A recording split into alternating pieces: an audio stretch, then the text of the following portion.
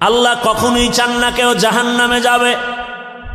আল্লাহ চান না হিন্দুরা জাহান্নামে যাক, খ্রিস্টানেরা জাহান্নামে যাক, ইহুদিরা জাহান্নামে যাক। আল্লাহ মোটেই চান না। বলে তার প্রমাণ, আল্লাহ বলেন আমি সব সময় তওবার দরজা খুলে রাখছি। আয় কুল ইয়া ইবাদিয়াল্লাযীনা আসরাফু আলা আনফুসিহিম লা তাকনাতু মির রাহমাতিল্লাহ ইন্নাল্লাহা ইয়াগফিরুয যুনুবা জামিআ ইন্নাহু হুয়াল গফুরুর রহিম।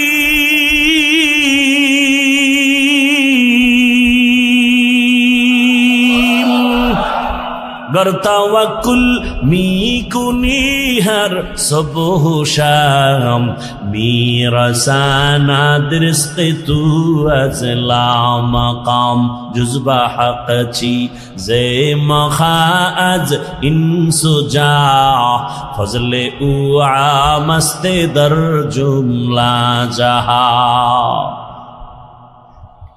আল্লাহ বলেন ও আমার প্রিয় বান্দা বান্দিরা, আয় আমার দরজা খোলা। কি পরিমাণ গুনাহ করেছো? বান্দা বলে 40 বছরের গুনাহ তো বিশাল, হিমালয় পাহাড়ও ছাড়ায় গেছে আমার গুনার এত বড় স্তূপ। আল্লাহ কয় তুই যদি আসমান বরাবর গুনাহ করে ফেলো, বিশাল বড় লবণের পাহাড়। কিসের পাহাড়? লবণের বিশাল বিশাল বড় পাহাড়। যত বড় বড় লবণের পাহাড়, একটু যদি সমুদ্রের পানি ধাক্কা লাগায়, লবণের পাহাড় বিলীন হতে কয় হাজার বছর লাগবে? বলছি না সত্য কথা, জবাব দিয়েন ভালো করে। কয় মাস? মুহূর্তের মধ্যে সমুদ্রের পানির ধাক্কায় লবণের পাহাড় যেমন বিশাল পাহাড়। কোন কাজের লোকেরা যদি বলি তোমরা 500,000 মানুষ কাজ করে লবণের পাহাড়, এখান থেকে তুমি তাড়াতাড়ি সাতক্ষীরায় নিয়ে যাও, সময় লাগবে নি? বুঝে না, অনেক সময়। কিন্তু সমুদ্রের একটা পানির বাড়ি মারলে মুহূর্তে বিলীন হয়ে যাবে। আল্লাহ কয় রে গোলাম, কি পরিমাণ গুনাহ করেছো, কয় পাহাড় বানাইছো? দুনিয়ার আসমান বড় বড় যদি গুনার পাহাড় বানাও, আমার রহমতের পানির বাড়ির সাথে সাথে তো গুনার পাহাড় চুরমার হয়ে যাবে। আতিনা ফি দারে দুনিয়া না হাসান আতিনা ফি দারে উকবা না হাসান ইয়া গিয়াসাল মুস্তাগীসিন হদিনা লফদিখারা বিল উলুমে ওয়াল গিনা হর গরিদে নেক তু তৈয়ার হে जो न मांगे उससे तू बेजार है। আল্লাহ তাআলা বারবার ডাকেন আসো, তওবার দরজা খুলে দিলাম আসো। এজন্যই তো আল্লাহ পাক আয়াতে বলেন ও মুমিন সাহায্য প্রার্থনা করো। আল্লাহ পাক মুমিনকে বলছেন, কোন বেঈমানকে বলেন না কেন? এর সংক্ষিপ্ত জবাব হলো জান্নাত শুধু মুমিন পাবে, কোনো বেঈমান কখনো জান্নাত পাবে না। জান্নাত কারা পাবে? মুমিন, কোনো বেঈমান পাবে না। কিন্তু একটু আগেই কিন্তু আমি বলছি আল্লাহ চান না কোনো বান্দা বান্দি জাহান্নামে যাবে। এই হলো এক কথা। আর এক কথা কি, জমিনে যত মানুষ আসছে নাই আসবে সবার নামে জান্নাতে আলাদা আলাদা বাড়ি নাম লেখা বরাদ্দ করা। নমরুদ নামে একটা জান্নাত আছে, জান্নাতে ঘর আছে আলাদা। ফেরাউনের নামে জান্নাতে ঘর আলাদা। বেশ্যা তাসনিমার নামেও জান্নাতে ঘর আলাদা। এক কথায় দুনিয়ার সব মানুষের নামে নামে নামে নামে জান্নাতে ঘর। কিন্তু কোনো বেঈমান জান্নাত পাবে না, এ কথাও সত্য। আল্লাহ কাউকে জান্নাত জাহান্নামে দিতে চান না, তাও সত্য। তাহলে বেঈমানরা না পাইল ওদের জান্নাত বানানো যে নির্ধারিত করা আছে জান্নাত কি হবে? ফেরাউনের জান্নাত কোথায় যাবে? নমরুদের জান্নাত। আল্লাহ বলেন যারা আমার মুমিন, আমার ইবাদত যথার্থ করবে, আমি আল্লাহর নামের জান্নাত তো দিবই, বেঈমানের বানানো জান্নাত আমি আমার আদরের মুমিনদের বোনাস দিয়ে দিব।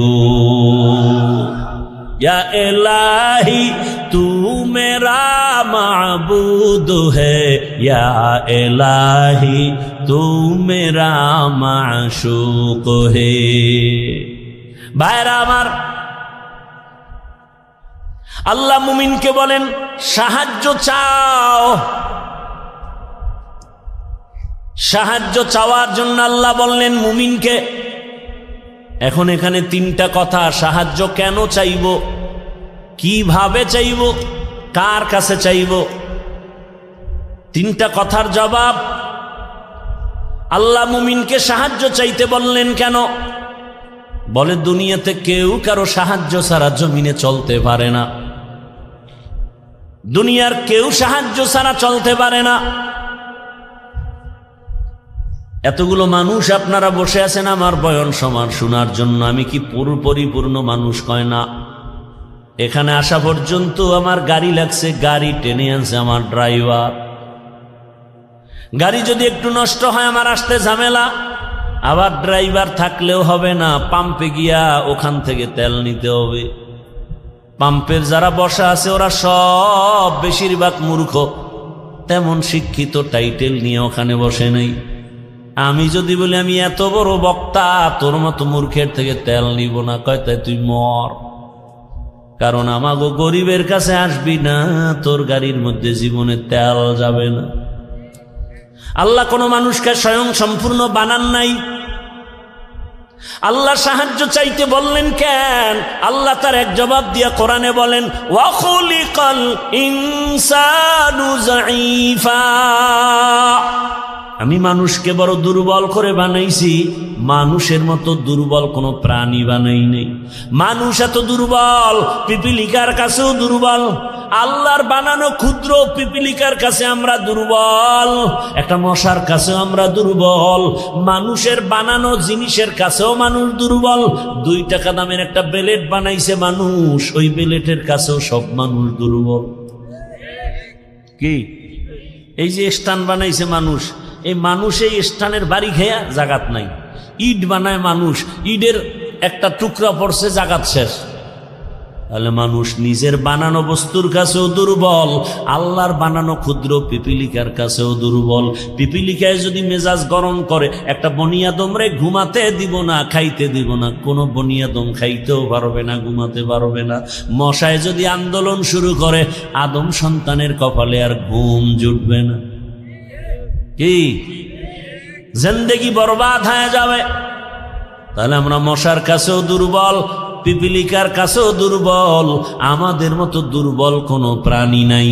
এই কথা যেমন সত্য, আমাদের মতো শ্রেষ্ঠ জমিনে কেউ নাই, এ কথাও সত্য। দুর্বল হইয়া আবার শ্রেষ্ঠ হয় কেমনে? ধৈর্য হবে শোনার। দুর্বল সে আবার শ্রেষ্ঠ হয় কেমনে? হ্যাঁ, দুর্বলতাটাই শ্রেষ্ঠত্বের কারণ। যেমন আপনাদের ঘরের মধ্যে শিশু বাচ্চা আছে, আবার বড় ছেলে মেয়েও আছে। ভালো করে বুঝেন, ঘরের মধ্যে আপনার শিশু বাচ্চা অনেক দুর্বল, হাঁটতেও ভালো করে পারে না। খেয়াল করে দেখবেন 8 বছর পরে বাবা আসছে বাড়িতে বিদেশ থেকে, বা ঢাকার থেকে আসছে 1 বছর পর গ্রাম এলাকায়, অনেক শপিং নিয়ে আসছে। এর মধ্যে বর্তমান দুনিয়াতে যত বড় কিছু আনুক, আকর্ষণীয় হাদিয়া কি? মোবাইল। নিজের জন্য 90-1 লাখ টাকার মোবাইল, বউয়ের জন্য একটা। বউয়ের মোবাইল বউরে দিবে, কিন্তু সব কাপড় চুপড় বের করে বলে ভাগ ভাগ করে দেও। ছেলের জামা মেয়ের জামা মোবাইল 2টা আলাদা রেখে দিছে ড্রেসিং টেবিলের উপরে, ওটা প্যাকিং করা ইনটেক।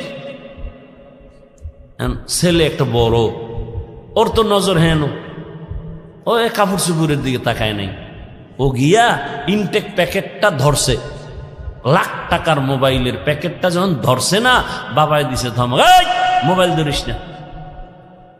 ছেলের মনে একটা কষ্ট আসছে, বাবা এতদিন পরে বাড়ি আসছো, ধমক দিলা কেন? অভিমান কইরা সন্তান অন্য জায়গায় বা রুমে গিয়া চুপচাপ বসে আছে রাগ করে। বাবা সব গুছাই টুছাই, ও ইনটেক মোবাইল টেবিলে রাইখে গেছে বাথরুমে। কোন রুমে বলেন বলেন? আমরা বাথরুম, শিক্ষিত ভদ্র যারা এরা বাথরুম কয় না, কি কয়? ওয়াশরুম, ওয়াশ কয়নি? বাথরুমে ওয়াশ করা চূড়ান্তভাবে উচিত না, কারণ বাথরুম হলো জিন শয়তানের আড্ডাখানা। বাথরুম কখনো ওয়াশরুম হতে পারে না। একান্ত যদি আপনার বাথরুম ওয়াশরুম বানাতে হয়, মাঝখানে পার্টিশন লাগায়া দেন, বাথরুম আলাদা থাকবে, ওয়াশরুমে আপনি অজু বানাবেন, যা করবেন, ওয়াশরুম আলাদা, পর্দা লাগায়া দেন। না হয় আরো উত্তম হবে, বাথরুম আলাদা থাকবে, আপনার ওয়াশরুম থাকবে আলাদা। কি কমু, কারে কমু? দুনিয়ার সব মিস্ত্রিগুলো সব এক নায়কতন্ত্র ভাবে বেসিনটা দিয়ে থইবে বাথরুমের ভিতরে। এরপরে কমর তো সব চেয়ার হাই, লো কমর নেই, সব চেয়ারে বয়ে বয়ে বয়ে বয়া টেলিভিশন দেখবে বাথরুমের ভিতরে। কি আর বলবো? ওয়াশরুম নয়, বাথরুম তো বাথরুম, সেটা ওয়াশরুম হয় কিভাবে? আমাদের অনেক ওলামায়ে কেরামের বিরুদ্ধাচরণ করেন, উচিত না। বাথরুমে খালি পায়ে যাওয়া যাবে না, খালি মাথায় যাওয়া যাবে না, তো অ্যাক্সিডেন্ট হবে, দুর্ঘটনা হবে, কারণ জিনের আড্ডাখানা প্রত্যেকটা বাথরুম। খুব খেয়াল করিয়েন, ওলামায়ে কেরাম থাকলে ভুল হলে ধরায় দিয়েন, জায়গায় দাঁড়ায় যাবেন। কিন্তু আপনি ওয়াশরুমে যদি খালি পায়ে যান, খালি মাথায় যান, বাধা নাই, বাথরুমে যাওয়া নিষেধ, খালি পায়ে যাওয়া যাবে না। এবং সেখানে ঢুকতে কিন্তু নিয়ম আছে, বাম পা দিয়া ঢুকবা, ডান পা দিয়া বের হওয়া। ওয়াশরুমের এই কিন্তু নিয়ম নেই। যাক, অনেক কথা, কি কথার থেকে এখানে আনছি? নো, এর আগের কথা কি? ওই যে বাথরুমে গেল, এখন ওই যে শিশু বাচ্চা আছে না, বড় ছেলে ইনটেক প্যাকেটটা হাত দিছে, মাথা গরম, ছেলে গিয়া অভিমান করে আর এক রুমে হইয়া রইছে। এদিকে বাবায় ওয়াশরুমে যাওয়ার পরে ছোট বাচ্চাটাই ওটারে আস্তে আস্তে করে খুলছে, খুইলে এবার ওটার থেকে বের কইরা, এটা তো ডাইন বাম বুঝে না, এমন জোরে একটা আছাড় দিছে ফ্লোরে, জাগাত 1 লাখ নাই। বাথরুমে বাবা আওয়াজ পায়, মাথা গরম, দরজাটা খুইলা দেখে আকাম কে করছে? ছোট বাচ্চা, কলিজার টুকরা। বাবায় কিছু কয় না, খালি চোখ গরম করছে। বাচ্চাটা বাবার চোখের দিকে তাকায় কান্দে দিছে, চুম্বুকের মতো আকর্ষণ। বাবায় হাত বাড়ায় কোলেটাই না, আব্বু কাঁদিস না, তোরে কিছু বলি নাই। দুর্বলতাই সম্মানের কারণ। বাচ্চার উপরে এত কেন দুর্বল? বাচ্চার উপরে সবার মায়া কেন কয় দুর্বল? আল্লাহ বান্দারে মায়া করেন কেন কয় জিনের থেকেও দুর্বল, ফেরেশতা থেকেও দুর্বল। আল্লাহ বলেন এই দুর্বলতা আমি মর্যাদা বাড়ায় দিছি। আবার পুরুষের মধ্যে, মানুষের মধ্যে নারীরা দুর্বল, এজন্য পুরুষের থেকে নারীর সম্মান বেশি। নারীরা দুর্বল, এজন্য তাদের মর্যাদা বেশি। এরা চাইলেই জুমায় যেতে পারবে না, চাইলেই ঈদগাহে যেতে পারবে না, চাইলেই যুদ্ধের ময়দানে যেতে পারবে না। আল্লাহ কায়রা দুর্বল। ও নবী জানায়া দেন, আমার বান্দি যারা জুমায় যেতে পারবে না, রৌদ্রের তাপ সইতে পারে না, এদের শরীর বড় নরম, এরা বাহিরের কষ্ট সহ্য করতে পারবে না, জানায়া দেন তোমরা ঘরে থাইকা জোহরের নামাজ আদায় করো। পুরুষেরা জুমায় গিয়া যা পাবে তুমি ঘরে বৈশা সেই সওয়াব পেয়ে যাবা। পুরুষেরা জানাজায় গিয়া যা পাবে আম্মাজান ঘরের মধ্যে আপনি তাই সওয়াব পাবেন। পুরুষেরা যুদ্ধে গিয়া শহীদ হবে, আর আপনার শহীদ বাচ্চা প্রসবকালে যদি মা দুনিয়া থেকে বিদায় নেয়, আল্লাহ কয় নবী জানায় দেন আমি তাকেও শহীদের মর্যাদা দান করব। যত দুর্বল সম্মান বেড়ে গেল। ও মানুষ, তুই বড় দুর্বল। বলে এবার দুর্বল তো এক লাইনে বললাম, আর এক লাইন মেধার বেলায় তুই দুর্বল, খানার বেলায় দুর্বল, ঘুমের বেলায় দুর্বল। দুনিয়াতে বড় বড় খাদক আছে, নীল তিমি আছে, বড় বড় সাগরের মধ্যে নীল তিমি। এক একটা নীল তিমির প্রতিদিনের খাদ্য তালিকা 1000 কেজি চিংড়ি মাছ।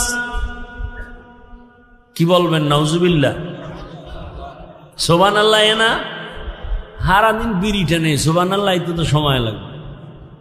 আল্লাহ হেদায়াত দান করুন। পৃথিবীতে একটা পাহাড় আছে কোহে কাফ, ওই পাহাড়ে একটা প্রাণী বসবাস করত, নাম হলো সিমর্গ। এই প্রাণীটার প্রতিদিনের খাদ্য তালিকা 40টা মোটা তাজা হাতি। বাদ দেন, ঢাকায় যান চিড়িয়াখানায়, ওখানে বাঘের খানা কত? বাঘের প্রতিদিনের খাদ্য তালিকায় লেখা 17 কেজি গোশত প্রতিদিন একটা বাঘের খাদ্য। আপনাকে এই থানায় কেউ পারবে 3 বেলায় 17 কেজি গোশত মারতে পারবে? না পারলেও কয় হুজুর ধাক্কা ধাক্কিটা চলে খাওয়ার জন্য। ডাক্তার বলছে মিষ্টি খাবি না হারাম মরবি। হে সবে বরাতে মসজিদে গেছে মিষ্টি খাওয়ার জন্য, খাইতেই হবে। ডাক্তারের মানা নাই, আবার বাচ্চা একটা লগে লয়ে গেছে। নিছো ভালো কথা, তোমার বন্টনে একটা প্যাকেট, সে বাচ্চাটাও নিছে, এবার ভাগ দিয়ে আর একটা প্যাকেটের জন্য হাত দিছে। আরেকজনে পিছন দিয়ে দেখে যে আমি একটাই ভাইনি, 2টা নেওয়ার পরে আরেকটা টানে, ওর হাতেরটা ধরে টান দিছে, লাগছে দুইজনে কিলাকিলি। কিলাকিলিতে প্যাকেট সব পায়ের তলে ভর্তা। শেষ পর্যন্ত চাইয়ে দেখে এই কিলাকিলির মধ্যে মসজিদে কেউ নাই, ওরা 2জন সারা। মসজিদ থেকে বাইরে একা মিষ্টিও গেছে, জিন্দেগি বরবাদ, এই মসজিদে আমুনা, মিষ্টির প্যাকেট ঠিক মতো পাইলাম না কেন? এর নাম নফসে খাওয়ামা। নফস 3 প্রকার, আর বাঙালির একটা নফস বেশি আছে, এটার নাম খাওয়ামা। এটা শুধু খানা চায়। আর এমনি আল্লাহর ভাষায়, ইসলামের পরিভাষায় নফস 3 প্রকার: আম্মারা, লাওয়ামা, মুতমাইন্না। আর বাঙালির আর একটা বেশি। আল্লাহ হেদায়াত দান করুন। একজনে বলে রাস্তা দিয়ে রওনা হয়েছে, তো আর এক ভদ্রলোক আল্লাহ ভক্ত, সে মেহমান সারা খানা খায় না। তাই আজকে আরে পাইয়া লাইছে, ভাই মেহমান আনলেই বরকত, ঘরে আসলেই বরকত, রসুলের হাদিস। এখন সেই সময়ের খাদ্য বড় প্রধান রুটি। মেহমান আসছে তো একটু গোশতের আয়োজন করি, তো রুটি আইনা দিয়া গোশত আনিয়ে দেখে যে রুটি খাইয়া লাইছেন মাঝখানে। কি করবো, ওদিকে রুটি বাজতে দেরি, গোশত আনতে দেরি, বা গোশত দিয়ে আবার রুটি আনতে গেছে, রুটি বানাইয়া রেডি করে আনতে গোশত নাই। এইভাবে 10 বার আপ ডাউন করণে কি পরিমাণ রুটি ভিতরে ঢুকছে, ওদিকে পাতিল খালি। পরে জিগায়, ভাই আপনি যাইবেন কই? কয় ডাক্তারের কাছে। কেন? কয় রুচি নাই। ভদ্রলোক কয়, ভাই আল্লাহর রাস্তায় আপনি যান তাড়াতাড়ি, তবে অনুরোধ এই পথ দিয়ে আর ফেরত আইয়েন না। গরতাওয়াকুল মিকুনিহার সবহশাম মিরাসানাত রিজকে তু আজলামাকাম। কত রাত ঘুম মারলেন? আল্লাহর দিনের জন্য একটু ঘুম কমাবেন, একটু কম ঘুম হবে। এতটুকু ধৈর্য হচ্ছে না, আমিও ছেড়ে দিব, অনেক দূরে যেতে হবে। আর 10 মিনিটে আমি শেষ করবো ইনশাআল্লাহ। ধৈর্য হবে না আগেই দোয়া করে দিব? আলোচনা করলে আমার আরো অনেক আলোচনা আছে শুধু আয়াতের উপর। আপনাদের ধৈর্য হচ্ছে না, আর আমারও হয় না। কত আর আল্লাহর দেওয়া বাঁশি আর কত বাজবে? ওগো নবীর উম্মতেরা,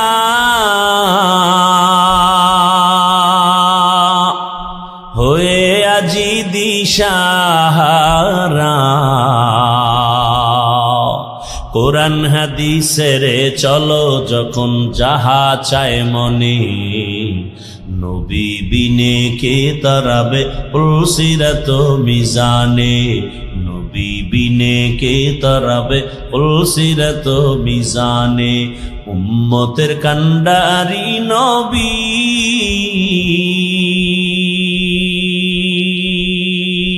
কাঁদছেন উম্মতের লাগি, এখনো কাঁদেন নবীজি শুয়ে মদিনার পানে। নবী বিনে কে তারাবে পুলসিরাত মিজানে, নবী বিনে কে তারাবে পুলসিরাত মিজানে। ও আমার কলিজার যুবক বাবারা, ও বৃদ্ধ বাবাজি, পর্দার আড়ালের মা বোনেরা, আল্লাহ এত দুর্বল করে বানিয়েছেন, কিন্তু মর্যাদা সবার উপরে দিয়েছেন। মানুষের মতো দামি কেউ নাই। আমরা মেধার বেলায় দুর্বল, সবাই কিন্তু MBBS ডাক্তার, সবাই ডিগ্রি নিয়ে বসে আছে চেম্বারে, কিন্তু একে অপরের কাছে দুর্বল। নাক কান গলার ডাক্তার পেটের রোগ ঠিক করতে পারে না, মেডিসিনের ডাক্তার নাক কান গলার উপরে বিশেষজ্ঞ না। আল্লাহ এক একজনের এক এক সাইড আগায় দিছে, এক সাইড দুর্বল রাখছে, জানো, অহংকারী করার সুযোগ না পাও। আমি কোরআনের বয়ান করি, কিন্তু ফতুয়ার কাজ আমার না। ফতুয়া দেওয়ার বেলা আমি মুফতি সাহেবের কাছে দুর্বল। দেখছেননি কারবার? দুনিয়ার সব একে অপরের কাছে দুর্বল। আল্লাহ এত দুর্বলতা দিয়ে বানাইলেন, এদিকে দুনিয়ার জমিনে যে আমি জান্নাতের পথে আগাবো, দুনিয়ার জমিনটাও বড় ভেজালওয়ালা, দুর্বল। চতুর্দিকে গুনাহ গুনাহ আগাইতে পারি না। আবার আমার পেছনে 3 দল শয়তান আমারে আটকানোর চেষ্টা করে, মানুষ শয়তান, জিন শয়তান, নফস শয়তান। এত কিছুর মধ্যে আমি কিভাবে আগাবো? সাহায্য না নিলে চলবে না, সাহায্য ছাড়া চলবে না। এখন ফাইনাল হয়ে গেল, সাহায্য লাগবেই। এ কথা আমরা ফাইনাল, ঠিক নাকি? আপনি পারবেন সাহায্য ছাড়া? আপনার টাকা আছে কোটি কোটি, কিন্তু মাছওয়ালার কাছে টাকা না দিলে ঘরে মাছ আসবে না। এই জমিনে গরিবরা যদি গোশত না কাটতো, বড় লোকের কপালে কোনোদিন গোশতের খানা পেটে যেত না। নদীর মধ্যে গরিবেরা গিয়া কি পরিমাণ কষ্ট করে মাছ ধরে, ওই গরিব যদি আমাকে মাছ এনে না দিত, তো আমার কপালে মাছ আসতো না। আল্লাহ তাআলা দুর্বল বানায় রাখছেন। এবার সাহায্য চাবো, এটাই ফাইনাল। তবে কার কাছে সাহায্য চাবো বুঝেননি? কার কাছে চাবো? সবাই বলবে আল্লাহর কাছে। এর মিথ্যা কথা বলেন বসে বসে। আল্লাহর কাছে সাহায্য চাইতেই হবে। যদি আপনার 100 বিশ্বাস আর বাস্তবায়ন করতেন, এ জমিনে কোনো এনজিও সুদখোর কোনো কারবারি থাকতো না। 30-40 বছর আগে জমিন থেকে সব এনজিও দূর হতো, সুদের কারবার চলতো না। বরং এমন জমানায় আমরা আসছি, যতই বয়ান করি ঘরে ঘরে সুদ, সুদ না হইলে তার চায়ের দোকানও চলে না। এলাকার কোন গরিব বড় লোকের কাছে গিয়ে খায়, জনাব আমারে 5000 টাকা ধার দেন, সামনে ঈদ আসছে, বাচ্চাদের কাপড় কিনব। বড় লোক কয় নাই নাই নাই নাই নাই। কানে কানে গিয়ে কয় সুদে দিবেননি? কয় 1 লাখের বেশি লাগলেও দিব। আছে না নাই? 5000 টাকা ধার দেয় না, সুদের টাকা লাগাইতে হাজারো লাখো টাকা দিতে চায়। কোন জমানায় আসি, বাঁচতে চাইলেও পারিনি। এবার ভালো করে বুঝেন, বিবেক দিয়ে একটু সমাধান করেন। সাহায্য চাওয়ার জন্য এমন একজনকে নির্বাচন করবেন যার কাছে 3টা দুর্বলতা নাই। তার কাছে চাইবেন, কসম আল্লাহ, চাওয়া মাত্রই পাবেন। তবে 3 দুর্বলতা তার মধ্যে থাকলে পাবেন না, আর না থাকলে চাইলেই পাবেন। 1 নাম্বার দুর্বলতা, যার স্বার্থ নাই। 2 নাম্বার দুর্বলতা, যার পিছনে টান নাই। 3 নাম্বার দুর্বলতা, যার অভাব নাই। এবার খেয়াল করেন, এই 3টা দুর্বলতা নাই এমন কোন মানুষ আসেনি? ভালো করে খেয়াল করেন, দুনিয়াতে একজন মানুষও পাবেন না যার পেছনে টান নাই। আমি যতই আগাইতে চাই, আমার বউ কয়ে দাও, স্ত্রী কয়ে দাও, মাইয়া বলা কয়ে দাও, মায়ে কয়ে দাও, বাবায় কয়ে দাও, যত সামনে আগাতে চাই পিছনে টানে। বুঝেননি কথা ভাইরা আমার? তাহলে দুনিয়াতে এমন একজন মানুষ নাই যার পেছনে টান নাই। 2 নাম্বার দুর্বলতা, যার কোনো অভাব নাই। দুনিয়াতে এমন একজন মানুষের ঠিকানা দেন যার অভাব নাই। একজনে কামগো পীর সাহেবদের কোনো অভাব নেই। দুনিয়াতে কে অভাবী না? যার যত টাকা তার অভাব তত বড়। রিক্সা ড্রাইভারের 100 টাকায় অভাব শেষ, লক্ষ টাকার মালিকের লাখ টাকায় অভাব শেষ হয় না। এক কথায় দুনিয়াতে এমন একটা মানুষ নাই যার অভাব নাই। দুনিয়াতে এমন একজন মানুষ নাই যার পেছনে টান নাই। কয় দুর্বলতা গেল? ঘুমাইতেছেন না? আর একটা আছে যার স্বার্থ নেই। দুনিয়াতে এমন একজন লোক বের করেন যার স্বার্থ নাই। বের করতে পারবেন? আমি 2 জন পাইছিলাম, কিন্তু সন্দেহ ঢুকে গেছে। 2 জন পেয়েছিলাম, এক আমার মা আর বাবা। এদের স্বার্থ নাই, কিন্তু সোনার বাংলায় তাকায় দেখলাম স্বার্থের আঘাতে মা বাবা সন্তানের জবাই করেছে। স্বার্থের আঘাতে সন্তান মা বাবাকে জবাই করে। এই অল্প বয়সে সোনার বাংলায় কি না দেখলাম। আপন বাবা তার আপন মেয়েটাকে হোটেলের মধ্যে ঢুকাইয়া বলে, আজকের রাতের জন্য তুই আমার কাছে স্ত্রীর সমান। আরো জোরে বলো। এই জন্যই তো বলেছি আল্লাহর কসম, ইসলাম ছাড়া এ জমিনে কোনোদিন শান্তি কেউ দিতে পারবে না। চাপাবাজি করতে পারবে মরণ পর্যন্ত। শান্তির ঠিকানার নাম ইসলাম। ইসলাম ছাড়া কোনোদিন এ জমিনে শান্তি আসবে না। চাপাবাজি চলবে, শুধু চাপাবাজি। ভালো করে বুঝো, স্বার্থ ছাড়া কোনো মানুষের জমিনে নাই। স্বার্থের আঘাতে স্ত্রী স্বামীকে জবাই করে, স্বামী স্ত্রীকে জবাই করে, ভাই ভাইকে জবাই করে স্বার্থের আঘাতে। আমি কি বানায় বলতেছি বাবা? অহরহ দুর্ঘটনা ঘটে। এইবার হিসাব শেষ, গোড়ায় হিসাব করে দেখবেন একজন পাওয়া যায় যার পেছনে টান নাই, অভাব নাই, স্বার্থ নাই। তিনি কে? তিনি কে? ইয়া আইয়ুহান নাস আনতুমুল ফুকারাউ ইলাল্লাহ ওয়াল্লাহু হুয়াল গানিয়্যুল হামিদ।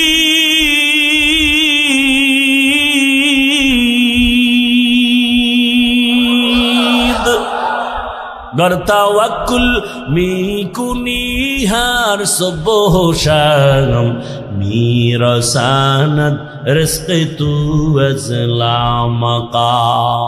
স্বার্থ নাই। আল্লাহ কয় দুনিয়ার মানুষ তোরা সবাই ফকির, আমি আল্লাহ একা ধনী। তবে আমি শুধু ধনী না, আমি প্রশংসিত ধনী। দুনিয়ার ধনীদের বদনাম আছে না নাই? 5 টাকা দিয়া 50 টাকার এহসান জিতায়, খোটা দেয়, খোটা। অমুকে তা আমার টাকায় চলে। আল্লাহ কয় আমি এহসান করি, কিন্তু এর বিষয়ে কোনো খোটা দেই না। বরং আমি আল্লাহ এমন কোন রাত নাই আমি আমার বান্দাকে দেওয়ার জন্য দরজা খুলি না। অতিও গভীর হয় রজনী যখন, নীরবে প্রভুর নাম জপিও তখন। প্রভুর করুণা যদি পাইবারে চাও, গভীর রাতে উঠে প্রভুর গুণগান গাও। ও আমার যুবক বাবারা, আমার আল্লাহ প্রতি রাত প্রথম আসমানে আসেন নেওয়ার জন্য না দেওয়ার জন্য? বলেন বলেন। কাকে দিবেন? বান্দাকে। বান্দাকে দেওয়ার জন্য আসেন। কখন আসেন? শেষ রাতে। কোন দিন? প্রতিদিন আসেন দেওয়ার জন্য। তোমার যদি লাগতো তুমি কেন ঘুমাও? আল্লাহ তাআলা বলে আমি বান্দারে এত আদর করে বানাইছি, আমার বান্দার কি প্রয়োজন আমি আল্লাহ পাঠাবার আগে সব দিলাম। আমার বান্দা বান্দির পানির দরকার আগে দিছি ফ্রি, আমার বান্দা বান্দির আলোর দরকার ফ্রি সূর্য দিয়ে দিলাম, বান্দার বাতাসের প্রয়োজন সব দিয়ে দিলাম। আবারও প্রতি রাতে আমি আসি, আলা মিন মুস্তাগফিরিন ফাগফিরালা, আলা মিন মুস্তারজিকিন ফারজুকা।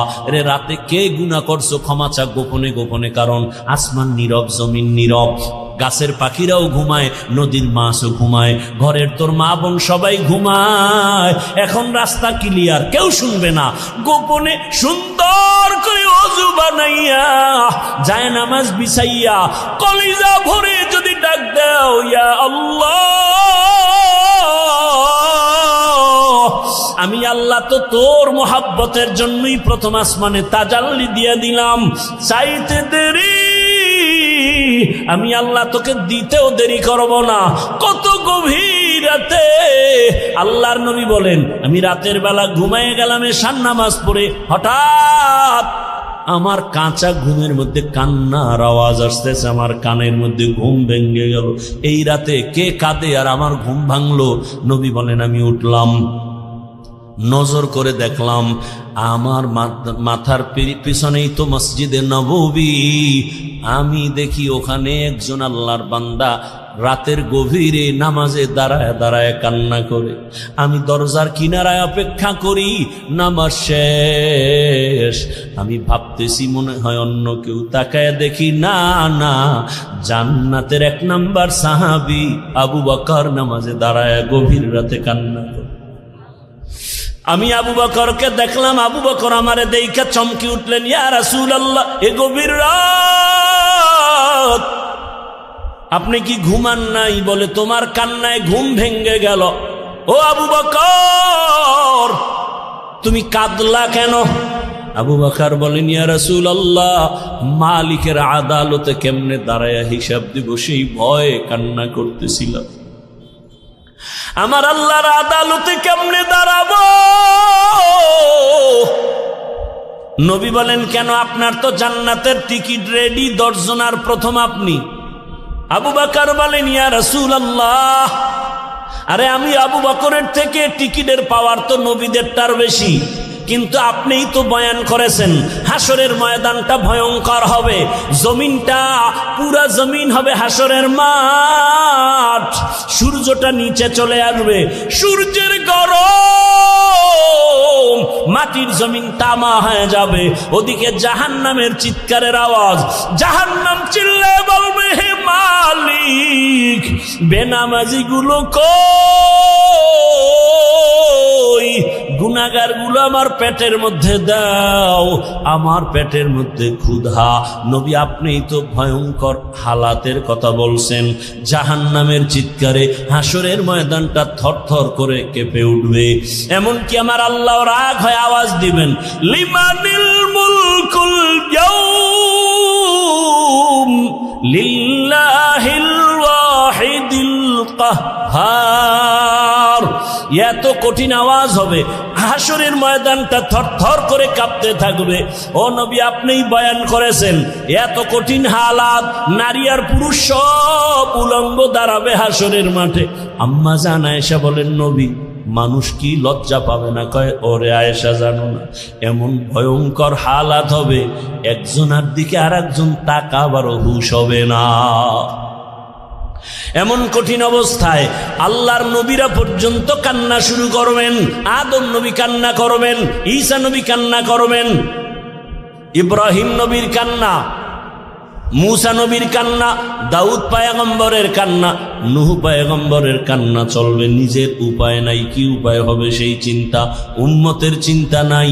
ইয়া রাসূলুল্লাহ এক পর্যায়ে আল্লাহ আবার একটা কঠিন আওয়াজ দিবেন, ওয়ামতাজুল ইয়াউমা আইয়ুহাল মুজরিমুন। আল্লাহ একটা গায়বী আওয়াজ দিয়ে বলবেন ও গুনাহগারেরা, ও বেনামাজিরা, ও বেপরদাওয়ালারা, যারা কোরআন হাদিস মানো নাই, আলেম ওলামা মানো নাই, নবী রাসূল মানো নাই, আজকে আমার নেক নেককারদের থেকে তোরা আলাদা হইয়া যা, নেককারদের থেকে আলাদা হ, গুনাহগারেরা ভয়ে আলাদা হবে না। আল্লাহ বলবে আমি কুদরতি ভাবে বাছুনি দিব, বাঁচতে গিয়া যখন ধরে ফেলবো ওই গুনাহগার গুলো বাতাসের মতো উড়িয়া উড়িয়া জাহান্নামের রাস্তায় পড়বে। আর আল্লাহ বলবেন ও আমার নেকামুলওয়ালা, ও পর্দাওয়ালা নামাজি, সূর্যের গরম মাথায় লাগাইস না, আরশে আজিমের নিচে গিয়ে অপেক্ষা কর, রহমতের নবীর সাথে তোমরা সব জান্নাতে যাইবা। আর যারা গুনাহগার বেনামাজি এদেরকে জাহান্নামের পথে দাঁড় করাইয়া আল্লাহ বলবে ও ফেরেশতারা লাইনে দাঁড় করাও, আর আমি বাম হাতে আমলনামা দিব। ও রহমতের নবী,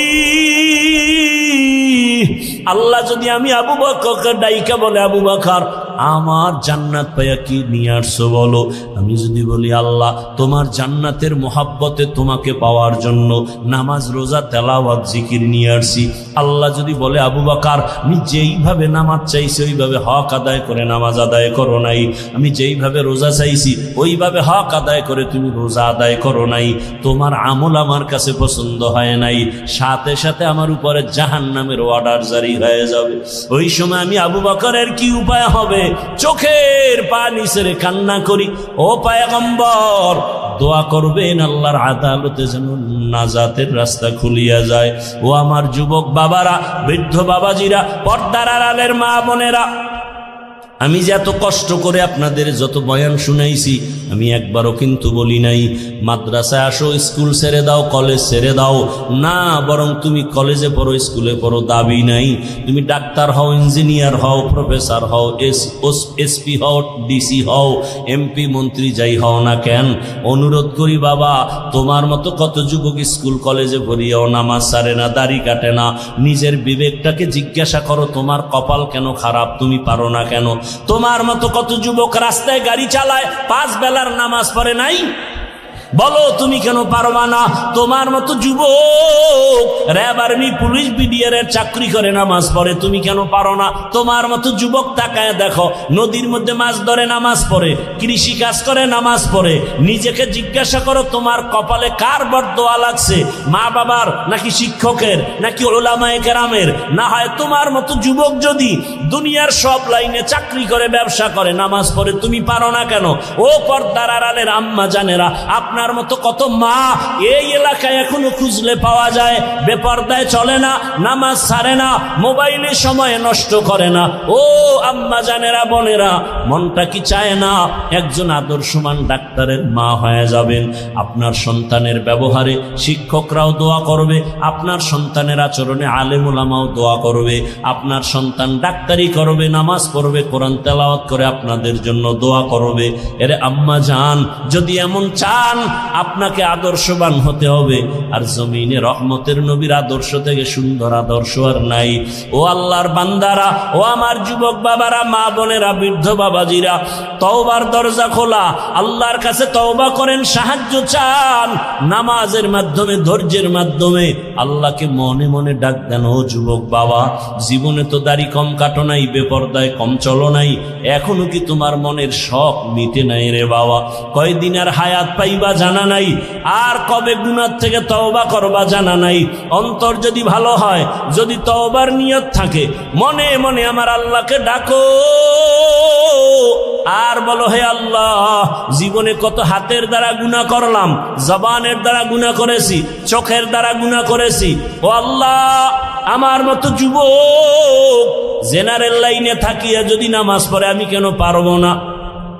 আল্লাহ তুমি বুঝি বেজার হয়ে গেছো, আজকে থেকে তওবা করতেছি, মরিয়া গেল আর নামাজ ছাড়বো না, দাড়ি কাটবো না, বেপরদায় চলবো না, মা বাবার দোয়া নিয়া, শিক্ষকের দোয়া নিয়া, ওলামায়ে কেরামের পরামর্শ নিয়া রসুলের আদর্শ মেনে চলবো। আর আলেমদের মোহাব্বত অন্তরে নেও, কারণ এই ওলামায়ে কেরাম তোমার জন্য চোখের পানি ছেড়ে আল্লাহর কাছে দোয়া করে, গোটা উম্মতের হেদায়াতের জন্য দোয়া করে। আরে এত কষ্ট করে লেখাপড়া করে এই মাদ্রাসার সন্তানগুলো, খোঁজ নিয়ে দেখবা রাতের বেলা ঘুমায় না, ভোর রাতে উঠিয়া মাওলার কোরআন তেলাওয়াত করে, নামাজ পড়ে, দোয়া করে, এলাকায় শান্তি দাও, অসুস্থ রোগীদের সুস্থ বানাও। ওই উলামায়ে কেরামের দোয়া নিয়ে চলিও রে যুবক। আর উলামায়ে কেরাম যেখানে তৈরি হয় ওদিকে তোমার অন্তরটা নরম রাখিয়া পারলে সহযোগিতা করিও। আর আল্লাহকে বলিও, আল্লাহ আলেম হইতে পারি নাই, একজন আলেমের সহযোগী হতে চাই, একটু সহযোগিতাও করিও। আল্লাহর মহাব্বতে কোরআনওয়ালাদের সহযোগিতা করা জীবন তোমার দুনিয়াতেও কামিয়াব হবে, পরকালেও কামিয়াব হবে। খবরদার এমন অন্তর যেন না হয় যে কোরআনওয়ালাও হতে পারলা না, কোরআনওয়ালাদের খেদমতেও তুমি আসতে পারলা না, এমন বদনসিব যেন তোমার না হয়। ওয়ালানাবলুওয়ান্নাকুম বিশাইইম মিনাল খাউফি ওয়াল জুই ওয়া নাকসিম মিনাল আমওয়ালি ওয়াল আনফুসি ওয়াস সামারাত ওয়া বাশশিরিস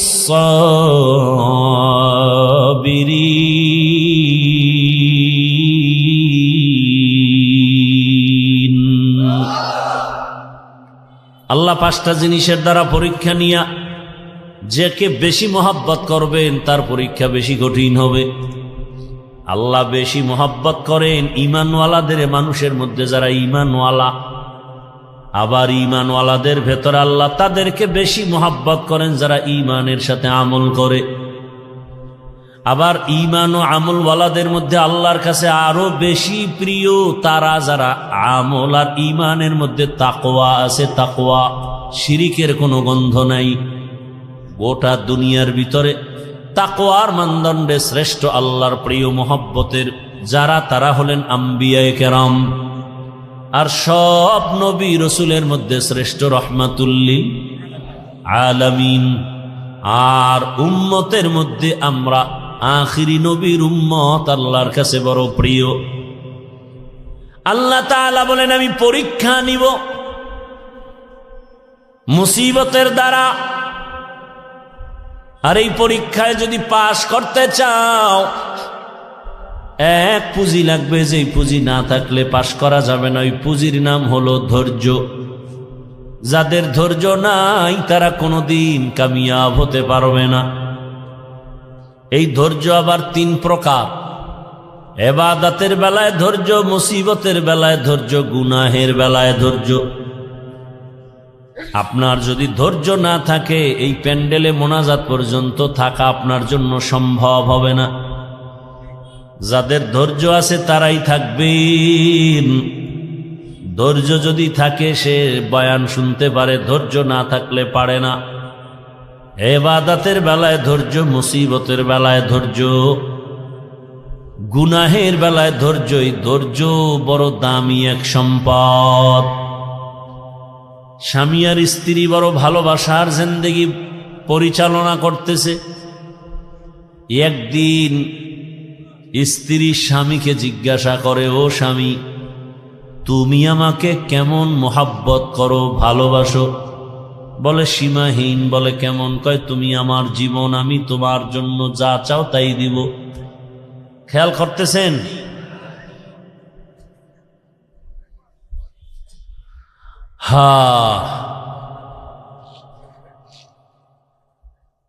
স্ত্রী বলে, যা চাইব তাই দিবা? বলে হ্যাঁ তাই দিব। স্ত্রীও একেবারে সাধারণ মানুষ না, খুব ধর্মের জ্ঞান ট্যান আছে, ধৈর্য আছে। বারবার স্বামীকে বলে, যা চাইব দিবা? দিব, চাওয়া মাত্র দিব। বলে বুঝা খাও? হ্যাঁ বুঝা কইছি। ওয়াদা? বলে ওয়াদা। স্ত্রী পরীক্ষামূলক বলে, আমাকে 3 তালাক দিয়া দাও। স্বামীর মাথা ঠিক আছে নি? গরম হয়ে গেছে। বললা কি? কই না ওয়াদা করলা, যা চাইব তাই দিবা, দাও, তালাক দাও। স্ত্রীর কথা শুই না স্বামী বলে, কল্লা যেতে পারে, তালাক তোমাকে দিব না, কারণ তোমার মতো একটা আবেদা স্ত্রী পেয়ে আমার জীবন বড় ধন্য। দুইজনের মধ্যে একটু বাক বিতণ্ডার সমাধানের জন্য জামানার নবীর দরবারে রওয়ানা। হঠাৎ রাস্তার মাঝে গিয়া স্বামী বেচারা পড়ে গিয়া পাটা ভেঙে গেছে, চিৎকার দেয় বাঁচাও। স্ত্রী হাত ধরে বলে এত কাঁদো কেন? বলে পা ভেঙে গেল। এবার আল্লাহর বান্দি বলে নবীজি দরবারে যাওয়ার প্রয়োজন নাই, চলো আমরা উল্টা বাড়ির পথে চলো। বাড়ির মধ্যে যাইয়া স্ত্রী ডাক দিয়া বলে স্বামী আমারে দয়া করে মাফ করে দেও, আমার কথা আমি উড্ড করে নিলাম, তালাক চাই না। স্বামী ডাক দিয়া কয় বিবি আমার, নুজহাতুল মাজালিস নামক কিতাবে ধৈর্যের বয়ানের মধ্যে ঘটনাটা পাওয়া গেছে। ও বিবি, তালাক চাইলা কেন? আবার তুমি তালাক ফিরাইয়া নিলা কেন? তোমার কথা। বলে শোনো স্বামী, তুমি রসুলের হাদিস কি শুনো নাই? রহমতের নবী বলছেন আল্লাহ যাকে বেশি ভালোবাসবেন মুসিবত দিয়া পরীক্ষা নিবেন। আমি তোমার ঘরে যত বছর সংসার করেছি একটা মুসিবত তোমার ঘরের মধ্যে আমি দেখি নাই। কোনোদিন তুমি মুসিবতে পড়ে আহ শব্দ বলো নাই। আমি বুঝলাম যেখানে মুসিবত নেই সেখানে রহমত নাই, যেখানে রহমত নাই সেখানে আমিও থাকতে চাই না, তালাক চেয়েছ। হঠাৎ রাস্তার মাঝে গিয়ে তুমি পড়ে গেছো, তোমার পা ভেঙ্গে তুমি চোখের পানি ছেড়ে কান্না করেছ। মুসিবত, আমি বুঝতে পেরেছি রহমত নাজিল হয়েছে। মুসিবত আসছে, যেখানে মুসিবত আছে সেখানে রহমত আছে, আর যেখানে রহমত আছে আমিও সেখানে আছি। या इलाही मुझसे मुझको दूर कर, ताकि देखो मुझ में तुझको एक नजर। या इलाही तू मेरा माबूद है, या इलाही तू मेरा माशूक है। আল্লাহ যাকে বেশি ভালোবাসবেন তাকে মুসিবত দিয়া পরীক্ষা নিবেন। অন্য হাদিসের মধ্যে নবী বলেন আদ-দুনিয়া সিজনুল মুমিন ওয়া জান্নাতুল কাফির। দুনিয়াটা মুমিনের জন্য জেলখানা, বেঈমানের জন্য শান্তির জায়গা, বালাখানা। যত শান্তি দুনিয়ায় মুমিন কখনো শান্তি পাবে না, বেঈমান শান্তি পাবে দুনিয়ায়, মরার পরে অশান্তি শুরু হবে, শেষ হবে না। আর মুমিন কষ্ট করবে দুনিয়ায়, মরণ পরে এমন শান্তি শুরু হবে আর কোনোদিন শেষ হবে না। দুনিয়ায় শান্তি, পরকালে কষ্ট বেঈমানের জন্য। দুনিয়ায় কষ্ট, পরকালে শান্তি মুমিনের জন্য।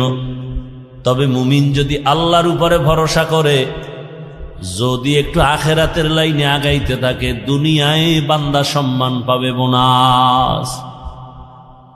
কি সমস্যা ভাইরা আমার? আল্লাহ যাকে বেশি মোহাব্বত করেন তাকে মুসিবত দিয়া পরীক্ষা নেন। এই রকম হাজার উদাহরণ যদি টানি সারা রাত চলে যাবে। আমার রহমতের নবী, যার কোনো গুনাহ নাই, সন্দেহ করলে ঈমান চলে যাবে। আল্লাহ যাকে স্পেশাল করে বানাইছেন, মুসা নবী আল্লাহর বন্ধু, ঈসা নবী আল্লাহর। এই উঠা বসা করেন কেন? এই না, উঠার ব্যারাম থাকলে ঢুকছেন কেন? বাহিরে দাঁড়ায় দাঁড়ায় বয়ান শুনতেন, বিড়িটাই না আবার আসতেন। এত বুঝানোর পরেও নিজেরও ক্ষতি করেন, উম্মতেরও ক্ষতি করবেন। আপনার দীর্ঘ টাইম বসার অভ্যাস না থাকলে আপনি কেন বসেন ভিতরে? আপনি বাহিরে চেয়ার দিয়ে বসে বসে বয়ান শুনেন। আমি তো শুরুতেই বলছি, আমি বয়ান তো ওই গতানুগতিক ওই বক্তা হিসাবে বয়ান করি না, কলিজার ভালোবাসা দিয়ে বয়ান করি। মুখস্থ বয়ান আল্লাহর উপরে ভরসা করে বলতেছি। কি বয়ান করব তা তো আমি রেডি করে আসি নাই। আউযুবিল্লাহ ঢুকছি, জেহেন ঘুরাইছি, কি আয়াতটা পড়ব। এই বছর এই আয়াত দিয়ে বয়ান শুরু করি না, আজকে পড়ে ফেললাম। আজকে এই আয়াতটা নতুন পড়লাম, অন্য বছর এই আয়াতের উপরে অনেক বয়ান করেছে। এরপরে আয়াতের উপরে কি বয়ান হবে তাও তো আমার জানা নেই। একের পর এক কথা আসতেছে আসতেছে আসতেছে। বক্তার এলেমের বাহাদুরিতে বয়ান হয় না, ভালো করে মনে রাখবেন। ছোট ছোট কিছু কথা বলি মনে রাখবেন। বক্তার আমল আর এলেমের বাহাদুরিতে ওয়াজ হয় না। এর মূল চাবি আল্লাহর রহমত আর অন্তরে শ্রোতাদের অন্তরের ভালোবাসা, মোহাব্বত। এই দুইটা এক থাকলে বয়ান হয়। আপনারা আমার বয়ান বের করার ফোকাস, এখন ওইটা বুঝাইতে গেলে আরো যাইবে 20 মিনিট। একজন উঠছে দিছে ব্যাস লাগায়, আমার নজর তো চারোদিকে, কে হাত উঠায়, কে বসে, কে ঘাড় এদিক সেদিক করে, নজর তো দিক চলে যায়। পারি না, আমার এই অভ্যাসই নেই, করবো না বয়ান। আপনারা শুনতে চান না, আমার ঠেকাটা কি? হেদায়েতের মালিক তো কোনো বান্দার হাতে আল্লাহ চাবি দেন নাই, এত পেরেশানি কেন? বইসেই তো সেই বয়ান করছে। রসুলের মতো ব্যক্তির বয়ানে আবু জাহিল্লা বাচ্চা যদি কালেমা না পড়ে, আমি কে? রসুলের বয়ান, যার চেহারা দেখলে গুনাহ মাফ, সেই রসুলকে টানা 13 বছর দেখার পরে যে বেঈমান কালেমা পড়ে না, আমি কে? আমি তো মানুষ হই না। বক্তা হয়েছি ঠিক, মাওলানা হয়েছি ঠিক, মানুষ হতে পারি নাই। মানুষ হওয়া ভিন্ন জিনিস। আর রহমান আল্লামাল কুরআন খলাকাল ইনসান, এই বয়ান যেখানে করেছি সেখানে বলেছি মানুষ কাকে বলে। আল্লাহ বলছেন মানুষ কারা? এই মানুষ আল্লাহর কাছে মানুষ না, আল্লাহর দরবারের মানুষগুলো আলাদা। কোন মানুষ? আল্লাহ বলে দিছেন আর রহমান আল্লামাল কুরআন খলাকাল ইনসান। বিস্তারিত এখানে আলোচনা। আল্লাহর কাছে কোন মানুষ জান্নাত পাবে? মাগরিবের পরে বয়ান করছি গোপালগঞ্জের একটা এলাকায়, ভরপুর মানুষ। সেখানে একটা হাদিস বলছি, যেহেতু কথা টানে চলে আসছে 1 মিনিটে শুধু একটু বলতেছি। আবু হুরায়রা রাদিয়াল্লাহু তাআলা আনহু থেকে একটি সহিহ হাদিস বর্ণিত। হাদিসের হাও জানে না, সহি সহিলা এলাফায়। রসুল কোনদিন বলে যান না এই হাদিস সহি, এটা সহি না। এটা বর্ণনাকারী মুহাদ্দিসিনে কেরাম তাদের মতামত। রসুল যদি একটা ছোট্ট বিন্দু কথা বলেন, সেটাও আমার কাছে 7 আসমান 7 জমিন থেকেও দামি। সেই ভালোবাসা থাকতে হবে রসুলের প্রতি। আবু হুরায়রা বলেন, কিয়ামতের দিন 3 জন ব্যক্তি সবার আগে জাহান্নামে ঢুকবে। সবার আগে 3 জন। 3 জন মানে 3 দল। কয় দল? কিন্তু ব্যক্তি হিসাবে উল্লেখ 3 জন। কেমন 3 জন? দুনিয়ার সব জ্ঞানীরা বলবে এরা 3 জন জান্নাত যাবে বিনা হিসাবে, কিন্তু আবু হুরায়রা বলেন রসুল বলেছেন 3 জন সবার আগে জাহান্নামে ঢুকবে। আবু হুরায়রা এই হাদিসটা বলতে গিয়া একজন সাহাবীকে শুনাইতে গিয়া 3 বার বেহুশ হয়ে গেছেন। কয়বার? 3 বার বেহুশ হয়ে গেছেন। সেই 3 ব্যক্তিকে দুনিয়ার জ্ঞানীরা বলে তারা বিনা হিসাবে জান্নাতি, আর আল্লাহ বলবে শিকল লাগায় জাহান্নামে ঢুকা। এর মধ্যে প্রথম ব্যক্তি যুদ্ধের ময়দানের গলা কাটা শহীদ, যে ইসলামের ময়দানে কাফেরের মোকাবেলায় যুদ্ধ করে শহীদ, আল্লাহ তাকে বলবে রে জাহান্নামে ঢুকা। দ্বিতীয় আমার মতো মাওলানা, আল্লাহ বলবে এই মাওলানা দিকে, দুনিয়ার মানুষ তোর বয়ান শুনছে, তোরে এলেম দিছিলাম, কি করছো? আল্লাহ যে ওয়াজ করছি, দাওয়াত দিছি। মানুষ তো তাই জানে, আমি তো ভিতরেরটা জানি। মানুষ তো তোর উপরেরটা জানে, আমি তো ভেতরেরটা জানি। তোরে আল্লামা না লেখলে মনে কষ্ট পাইতি, কেউ জানতো না, আমি জানি। কি এই রোগ নাই? নামটা কেন নিচে হয়েছে? এই রোগ আছে। নাম কেন ছোট হলো, বড় হলো না? মনে তোর কষ্ট কেউ জানে না, আমি তোর অন্তরের খবর জানি। আরো কথা বলার সুযোগ নাই। আল্লাহ বলবে এই জাহান্নামের ফেরেশতা ধর এই মাওলানারে, জাহান্নামের ভেতরে ঢুকা। শহীদেরও জাহান্নামে, মাওলানাও জাহান্নামে, তিন নাম্বার ব্যক্তি হবে যারা মাদ্রাসা মসজিদে দান সৎকা করে, কইবে দর এই বহু ফকিন্নির মাঝে তোরে টাকাওয়ালা বানাইছি, করছো কি আল্লাহ? মাদ্রাসা মসজিদ কেন করছো? কয় দিনের জন্য। হ্যাঁ, মানুষ জানে দিনের জন্য, কিন্তু আমি ভিতরেরটা জানি। 50,000 টাকা দান কইরা চায়ের দোকানে চাপাবাজি করছো, পুরা মসজিদ তুই কইরা দিছ। তোর নামে আলহাজ না লাগাইলে মাথা গরম। দান করার পরে তোকে মারহাবা না বলার কারণে তোর মেজাজ গরম, পারো না, টাকা ফিরাই নিয়ে যাও। জাহান্নামের ফেরেশতাই নাফরমানের ধর, জাহান্নামের শিকল লাগায় জাহান্নামে নাও। ও আমার প্রিয় বাবারা, যুবক, পর্দার আড়ালের মা বোনেরা, বৃদ্ধ বাবাজিরা, শহীদের হালাত যদি এমন হয়, মাওলানাদের হালাত যদি এমন হয়, মাদ্রাসা মসজিদ করনেওয়ালা দানবীরের হালাত যদি এমন হয়, একটু একটা মিনিট চিন্তা করেন আপনার আমার উপায় কি হবে। জিন্দেগি মে বন্দগি তু করনা হে, जिंदगी में बंदगी तू करना है, जिंदगी बे बंदगी शर्मिंदा है, जिंदगी बे बंदगी शर्मिंदा है। दुनिया में हो दुनिया का तलबगार न हो, बाजार से गुजर हो खरीदार न हो। ये दुनिया एक मिसले कागज फूल है, ये दुनिया एक मिसले कागज फूल है, जिंदगी में बंदगी तू करना है, जिंदगी बे बंदगी शर्मिंदा है, जिंदगी बे बंदगी शर्मिंदा है। जिंदगी में बंदगी कुन बंदगी, बंदगी बे जिंदगी शर्मिंदगी। ভাইরা আমার,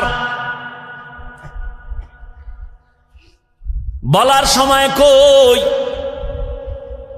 আল্লাহ তাআলা বলেন, আমি চাই না আমার আদরের কোনো বান্দা বান্দি জাহান্নামে যাবে।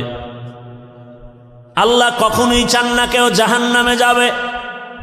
আল্লাহ চান না হিন্দুরা জাহান্নামে যাক, খ্রিস্টানেরা জাহান্নামে যাক, ইহুদিরা জাহান্নামে যাক। আল্লাহ মোটেই চান না।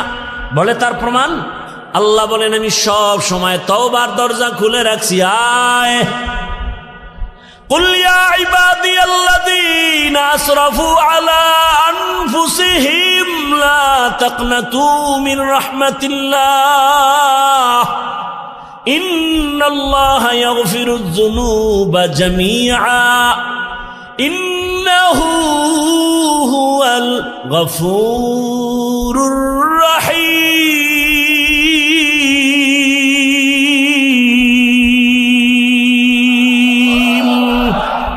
गर तवक्कुल मी कुनी हर सुबह शाम मेरा साना दरिस्क तू अजला मकाम जुज़बा हक छी जे मखा अज इंसुजा फजले उआ मस्ते दर जुमला जहा।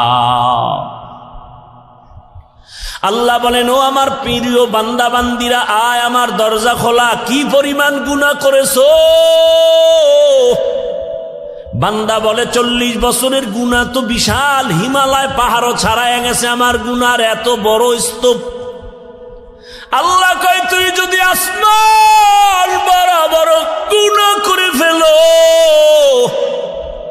বিশাল বড় লবণের পাহাড়, কিসের পাহাড়? লবণের বিশাল বিশাল বড় পাহাড়। যত বড় বড় লবণের পাহাড়, একটু যদি সমুদ্রের পানি ধাক্কা লাগায় লবণের পাহাড় বিলীন হতে কয় হাজার বছর লাগবে? বলছি না সত্য কথা, জবাব দিয়েন ভালো করে। কয় মাস? মুহূর্তের মধ্যে সমুদ্রের পানির ধাক্কায় লবণের পাহাড় যেমন বিশাল পাহাড়। কোন কাজের লোকেরা যদি বলি তোমরা 500,000 মানুষ কাজ করে লবণের পাহাড়, এখান থেকে তুমি তাড়াতাড়ি সাতক্ষীরায় নিয়ে যাও, সময় লাগবে নি? বুঝে না, অনেক সময়। কিন্তু সমুদ্রের একটা পানির বাড়ি মারলে মুহূর্তে বিলীন হয়ে যাবে। আল্লাহ কয়, রে গোলাম, কি পরিমাণ গুনাহ করেছো, কয় পাহাড় বানাইছো। দুনিয়ার আসমান বড় বড় যদি গুনার পাহাড় বানাও, আমার রহমতের পানির বাড়ির সাথে সাথে তো গুনার পাহাড় চুরমার হয়ে যাবে। আতিনা ফি দারে দুনিয়া না হাসান, আতিনা ফি দারে উকবা না হাসান, ইয়া গিয়াসাল মুস্তাগীসিন ইহদিনা লফতিখারা বিল উলুমে ওয়াল গিনা, হর গরিদে নেক তু তৈয়ার হে, जो न मांगे उससे तू बेजार है। আল্লাহ তাআলা বারবার ডাকেন, আসো, তওবার দরজা খুলে দিলাম, আসো। এজন্যই তো আল্লাহ পাক আয়াতে বলেন, ও মুমিন সাহায্য প্রার্থনা করো। আল্লাহ পাক মুমিনকে বলছেন, কোন বেঈমানকে বলেন না কেন? এর সংক্ষিপ্ত জবাব হলো, জান্নাত শুধু মুমিন পাবে, কোন বেঈমান কখনো জান্নাত পাবে না। জান্নাত কারা পাবে? মুমিন, কোন বেঈমান পাবে না। কিন্তু একটু আগেই কিন্তু আমি বলছি, আল্লাহ চান না কোন বান্দা বান্দি জাহান্নামে যাবে। এই হলো এক কথা। আর এক কথা কি, জমিনে যত মানুষ আসছে নাই আসবে, সবার নামে জান্নাতে আলাদা আলাদা বাড়ি নাম লেখা বরাদ্দ করা। নমরুদ নামে একটা জান্নাত আছে, জান্নাতে ঘর আছে আলাদা। ফেরাউনের নামে জান্নাতে ঘর আলাদা। বেশ্যা তাসনিমার নামেও জান্নাতে ঘর আলাদা। এক কথায় দুনিয়ার সব মানুষের নামে নামে নামে নামে জান্নাতে ঘর। কিন্তু কোনো বেঈমান জান্নাত পাবে না, এ কথাও সত্য। আল্লাহ কাউকে জান্নাত জাহান্নামে দিতে চান না, তাও সত্য।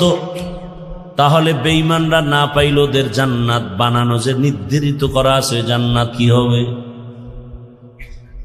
ফেরাউনের জান্নাত কোথায় যাবে? নমরুদের জান্নাত। আল্লাহ বলেন, যারা আমার মুমিন, আমার ইবাদত যথার্থ করবে, আমি আল্লাহর নামের জান্নাত তো দিবই, বেঈমানের বানানো জান্নাত আমি আমার আদরের মুমিনদের বোনাস দিয়ে দিব। या इलाही तू मेरा माबूद है, या इलाही तू मेरा माशूक है। ভাইরা আমার, আল্লাহ মুমিনকে বলেন সাহায্য চাও। সাহায্য চাওয়ার জন্য আল্লাহ বললেন মুমিনকে। এখন এখানে তিনটা কথা, সাহায্য কেন চাইব, কিভাবে চাইব, কার কাছে চাইব, তিনটা কথার জবাব। আল্লাহ মুমিনকে সাহায্য চাইতে বললেন কেন? বলে দুনিয়াতে কেউ কারো সাহায্য ছাড়া জমিনে চলতে পারে না। দুনিয়ার কেউ সাহায্য ছাড়া চলতে পারে না। এতগুলো মানুষ আপনারা বসে আছেন আমার বয়ান সমান শোনার জন্য। আমি কি পরিপূর্ণ মানুষ? কয় না। এখানে আসা পর্যন্ত আমার গাড়ি লাগছে, গাড়ি টেনে আনছে আমার ড্রাইভার। গাড়ি যদি একটু নষ্ট হয় আমার আসতে ঝামেলা, আবার ড্রাইভার থাকলেও হবে না, পাম্পে গিয়া ওখান থেকে তেল নিতে হবে। পাম্পের যারা বসা আছে ওরা সব বেশিরভাগ মূর্খ, তেমন শিক্ষিত টাইটেল নিয়ে ওখানে বসে নাই। আমি যদি বলি আমি এত বড় বক্তা, তোর মতো মূর্খের থেকে তেল নিব না, কয় তাই তুই মর, কারণ আমাগো গরিবের কাছে আসবি না, তোর গাড়ির মধ্যে জীবনে তেল যাবে না। আল্লাহ কোন মানুষকে স্বয়ং সম্পূর্ণ বানান নাই। আল্লাহ সাহায্য চাইতে বললেন কেন? আল্লাহ তার এক জবাব দিয়া কোরআনে বলেন, ওয়া খুলিকাল ইনসানু যায়ীফা, আমি মানুষকে বড় দুর্বল করে বানাইছি, মানুষের মতো দুর্বল কোন প্রাণী বানাই নেই। মানুষ এত দুর্বল, পিপিলিকার কাছেও দুর্বল। আল্লাহর বানানো ক্ষুদ্র পিপিলিকার কাছে আমরা দুর্বল, একটা মশার কাছেও আমরা দুর্বল, মানুষের বানানো জিনিসের কাছেও মানুষ দুর্বল। 2 টাকা দামের একটা বেলেট বানাইছে মানুষ, ওই বেলেটের কাছেও সব মানুষ দুর্বল। কি এই যে স্টান বানাইছে মানুষ, এই মানুষ এই স্টানের বাড়ি খেয়া জাগাত নাই। ইট বানায় মানুষ, ইটের একটা টুকরা পড়ছে, জাগাত শেষ। তাহলে মানুষ নিজের বানানো বস্তুর কাছেও দুর্বল, আল্লাহর বানানো ক্ষুদ্র পিপিলিকার কাছেও দুর্বল। পিপিলিকায় যদি মেজাজ গরম করে, একটা বনিয়াদমরে ঘুমাতে দিব না, খাইতে দিব না, কোনো বনিয়াদম খাইতেও পারবে না, ঘুমাতে পারবে না। মশায় যদি আন্দোলন শুরু করে, আদম সন্তানের কপালে আর ঘুম জুটবে না। কি জিন্দেগি বরবাদ হয়ে যাবে। তাহলে আমরা মশার কাছেও দুর্বল, পিপিলিকার কাছেও দুর্বল, আমাদের মতো দুর্বল কোনো প্রাণী নাই। এই কথা যেমন সত্য, আমাদের মতো শ্রেষ্ঠ জমিনে কেউ নাই, এ কথাও সত্য। দুর্বল হইয়া আবার শ্রেষ্ঠ হয় কেমনে? ধৈর্য হবে শোনা। দুর্বল সে আবার শ্রেষ্ঠ হয় কেমনে? হ্যাঁ, দুর্বলতাটাই শ্রেষ্ঠত্বের কারণ। যেমন আপনাদের ঘরের মধ্যে শিশু বাচ্চা আছে, আবার বড় ছেলে মেয়েও আছে। ভালো করে বুঝেন, ঘরের মধ্যে আপনার শিশু বাচ্চা অনেক দুর্বল, হাঁটতেও ভালো করে পারে না। খেয়াল করে দেখবেন, 8 বছর পরে বাবা আসছে বাড়িতে বিদেশ থেকে, বা ঢাকার থেকে আসছে 1 বছর পর গ্রাম এলাকায়, অনেক শপিং নিয়ে আসছে। এর মধ্যে বর্তমান দুনিয়াতে যত বড় কিছু আনুক, আকর্ষণীয় হাদিয়া কি? মোবাইল। নিজের জন্য 90-1 লাখ টাকার মোবাইল, বউয়ের জন্য একটা। বউয়ের মোবাইল বউরে দিবে, কিন্তু সব কাপড় চুপড় বের করে বলে ভাগ ভাগ করে দেও। ছেলের জামা মেয়ের জামা মোবাইল 2টা আলাদা রাইখে দিছে ড্রেসিং টেবিলের উপরে, ওটা প্যাকিং করা ইনটেক। ছেলে একটা বড়, ওর তো নজর হেন, ও কাপড় চুপড়ের দিকে তাকায় নাই। ও গিয়া ইনটেক প্যাকেটটা ধরছে, লাখ টাকার মোবাইলের প্যাকেটটা যখন ধরছে না, বাবাই দিছে ধমক, এই মোবাইল ধরিস না। ছেলের মনে একটা কষ্ট আসছে, বাবা এতদিন পরে বাড়ি আসছো, ধমক দিলা কেন? অভিমান কইরা সন্তান অন্য জায়গায় বা রুমে গিয়া চুপচাপ বসে আছে রাগ করে। বাবা সব গুছাই টুছাই, ও ইনটেক মোবাইল টেবিলে রাইখে গেছে বাথরুমে। কোন রুমে? বলেন বলেন। আমরা বাথরুম, শিক্ষিত ভদ্র যারা, এরা বাথরুম কয় না, কি কয়? ওয়াশরুম। ওয়াশ কয়নি? বাথরুমে ওয়াশ করা চূড়ান্তভাবে উচিত না, কারণ বাথরুম হলো জিন শয়তানের আড্ডাখানা। বাথরুম কখনো ওয়াশরুম হতে পারে না।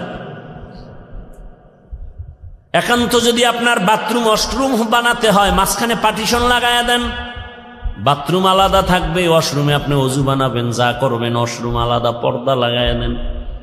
না হয় আরো উত্তম হবে, বাথরুম আলাদা থাকবে, আপনার ওয়াশরুম থাকবে আলাদা। কি কমু, কারে কমু? দুনিয়ার সব মিস্ত্রিগুলো সব এক না একতন্ত্র ভাবে বেসিনটা দিয়ে থইবে বাথরুমের ভিতরে। এরপরে কমোড তো সব চেয়ার হাই, লো কমোড নেই, সব চেয়ারে বয়ে বয়ে বয়ে বয়া টেলিভিশন দেখবে বাথরুমের ভিতরে। কি আর বলবো, ওয়াশরুম নয় বাথরুম, তো বাথরুম, সেটা ওয়াশরুম হয় কিভাবে? আমাদের অনেক ওলামায়ে কেরামের বিরুদ্ধাচরণ করেন, উচিত না। বাথরুমে খালি পায়ে যাওয়া যাবে না, খালি মাথায় যাওয়া যাবে না, তো অ্যাক্সিডেন্ট হবে, দুর্ঘটনা হবে, কারণ জিনের আড্ডাখানা প্রত্যেকটা বাথরুম। খুব খেয়াল করিয়েন, ওলামায়ে কেরাম থাকলে ভুল হলে ধরায় দিয়েন, জায়গায় দাঁড়ায় যাবেন। কিন্তু আপনি ওয়াশরুমে যদি খালি পায়ে যান, খালি মাথায় যান, বাধা নাই, বাথরুমে যাওয়া নিষেধ, খালি পায়ে যাওয়া যাবে না। এবং সেখানে ঢুকতে কিন্তু নিয়ম আছে, বাম পা দিয়া ঢুকবা, ডান পা দিয়া বের হওয়া। ওয়াশরুমের এই কিন্তু নিয়ম নেই। যাক, অনেক কথা, কি কথার থেকে এখানে আনছি? নো, এর আগের কথা কি? ওই যে বাথরুমে গেল, এখন ওই যে শিশু বাচ্চা আছে না, বড় ছেলে ইনটেক প্যাকেটটায় হাত দিছে, মাথা গরম, ছেলে গিয়া অভিমান করে আর এক রুমে হইয়া রইছে। এদিকে বাবায় ওয়াশরুমে যাওয়ার পরে ছোট বাচ্চাটাই ওটারে আস্তে আস্তে করে খুলছে, খুইলে এবার ওটার থেকে বের কইরা, এটা তো ডাইন বাম বুঝে না, এমন জোরে একটা আছাড় দিছে ফ্লোরে, জাগাত 1 লাখ নাই। বাথরুমে বাবা আওয়াজ পায়, মাথা গরম, দরজাটা খুইলা দেখে আকাম কে করছে, ছোট বাচ্চা, কলিজার টুকরা। বাবায় কিছু কয় না, খালি চোখ গরম করছে। বাচ্চাটা বাবার চোখের দিকে তাকায় কান্দে দিছে, চুম্বুকের মতো আকর্ষণ। বাবায় হাত বাড়ায় কোলেটাই না, আব্বু কাঁদিস না, তোরে কিছু বলি নাই। দুর্বলতাই সম্মানের কারণ। বাচ্চার উপরে এত কেন দুর্বল? বাচ্চার উপরে সবার মায়া কেন কয় দুর্বল? আল্লাহ বান্দারে মায়া করেন কেন কয় জিনের থেকেও দুর্বল, ফেরেশতা থেকেও দুর্বল। আল্লাহ বলেন এই দুর্বলতা আমি মর্যাদা বাড়ায় দিছি। আবার পুরুষের মধ্যে, মানুষের মধ্যে নারীরা দুর্বল, এজন্য পুরুষের থেকে নারীর সম্মান বেশি। নারীরা দুর্বল, এজন্য তাদের মর্যাদা বেশি। এরা চাইলেই জুমায় যেতে পারবে না, চাইলেই ঈদগাহে যেতে পারবে না, চাইলেই যুদ্ধের ময়দানে যেতে পারবে না। আল্লাহ কায়রা দুর্বল। ও নবী জানায়া দেন, আমার বান্দি যারা জুমায় যেতে পারবে না, রৌদ্রের তাপ সইতে পারে না, এদের শরীর বড় নরম, এরা বাহিরের কষ্ট সহ্য করতে পারবে না, জানায়া দেন তোমরা ঘরে থাইকা জোহরের নামাজ আদায় করো। পুরুষেরা জুমায় গিয়া যা পাবে তুমি ঘরে বৈশা সেই সওয়াব পেয়ে যাবা। পুরুষেরা জানাজায় গিয়া যা পাবে, আম্মাজান ঘরের মধ্যে আপনি তাই সওয়াব পাবেন। পুরুষেরা যুদ্ধে গিয়া শহীদ হবে, আর আপনার শহীদ বাচ্চা প্রসবকালে যদি মা দুনিয়া থেকে বিদায় নেয়, আল্লাহ কয় নবী জানায় দেন আমি তাকেও শহীদের মর্যাদা দান করব। যত দুর্বল সম্মান বেড়ে গেল। ও মানুষ, তুই বড় দুর্বল। বলে এবার দুর্বল তো এক লাইনে বললাম, আর এক লাইন মেধার বেলায় তুই দুর্বল, খানার বেলায় দুর্বল, ঘুমের বেলায় দুর্বল। দুনিয়াতে বড় বড় খাদক আছে, নীল তিমি আছে, বড় বড় সাগরের মধ্যে নীল তিমি। এক একটা নীল তিমির প্রতিদিনের খাদ্য তালিকা 1000 কেজি চিংড়ি মাছ।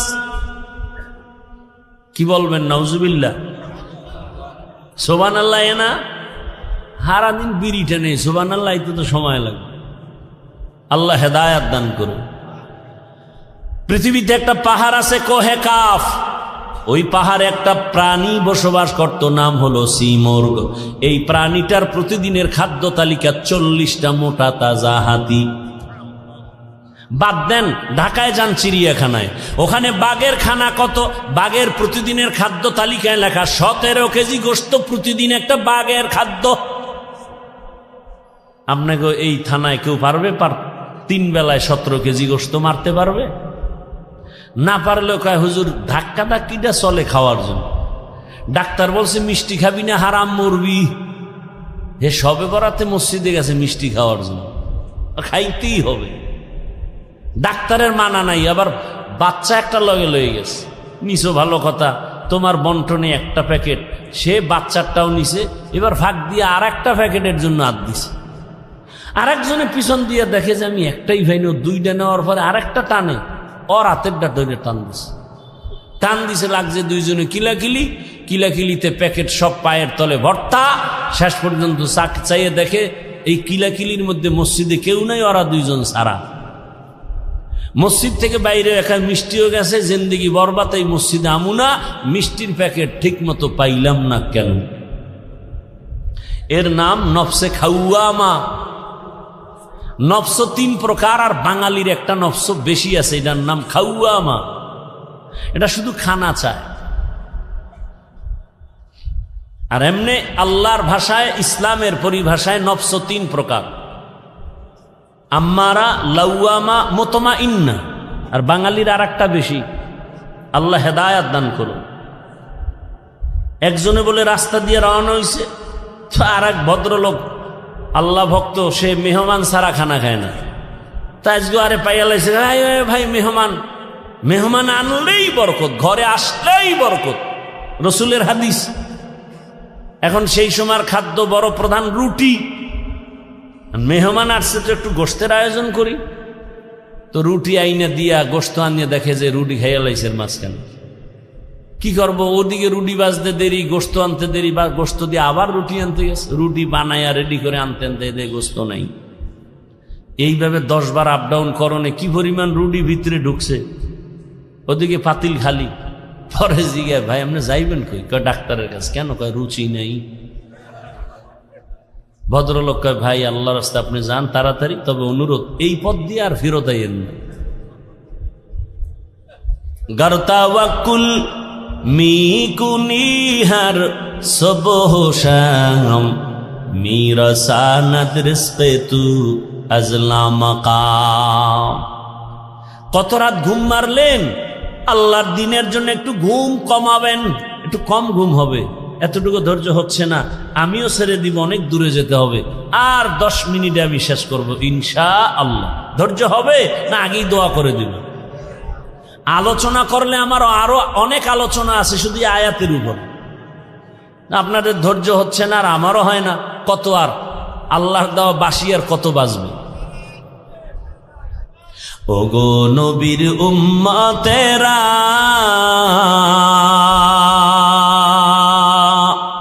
হয়ে আজি দিশাহারা, কোরআন হাদিসের চলো যখন যাহা চায় মনে, নবী বিনে কে তারাবে উলসিরাত মিজানে, নবী বিনে কে তারাবে উলসিরাত মিজানে। উম্মতের কান্ডারি নবী,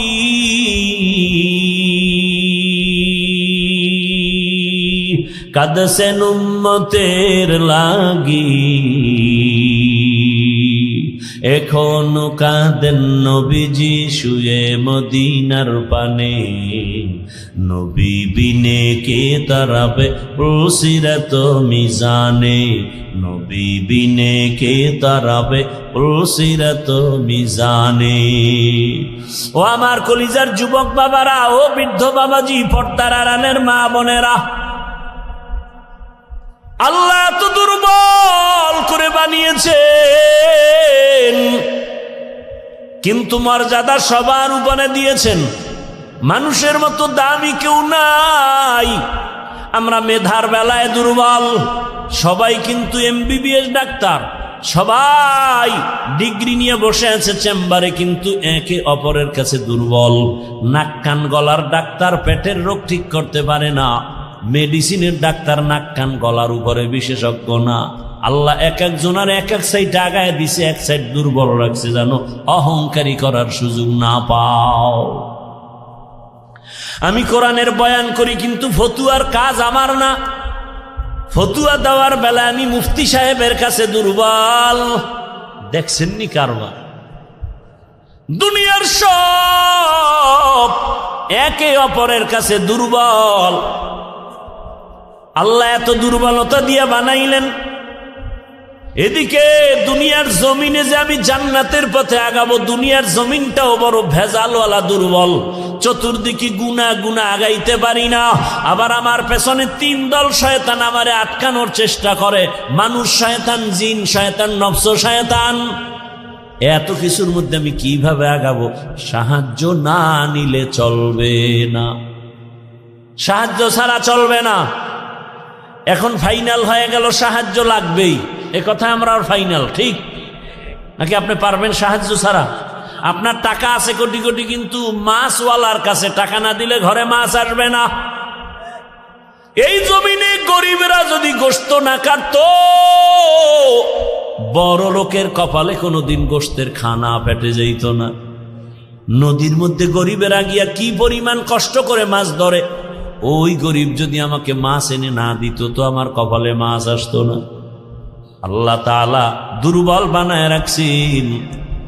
এবার সাহায্য চাবো, এটাই ফাইনাল। তবে কার কাছে সাহায্য চাবো বুঝেননি? কার কাছে চাবো? সবাই বলবে আল্লাহর কাছে। এর মিথ্যা কথা বলেন বসে বসে।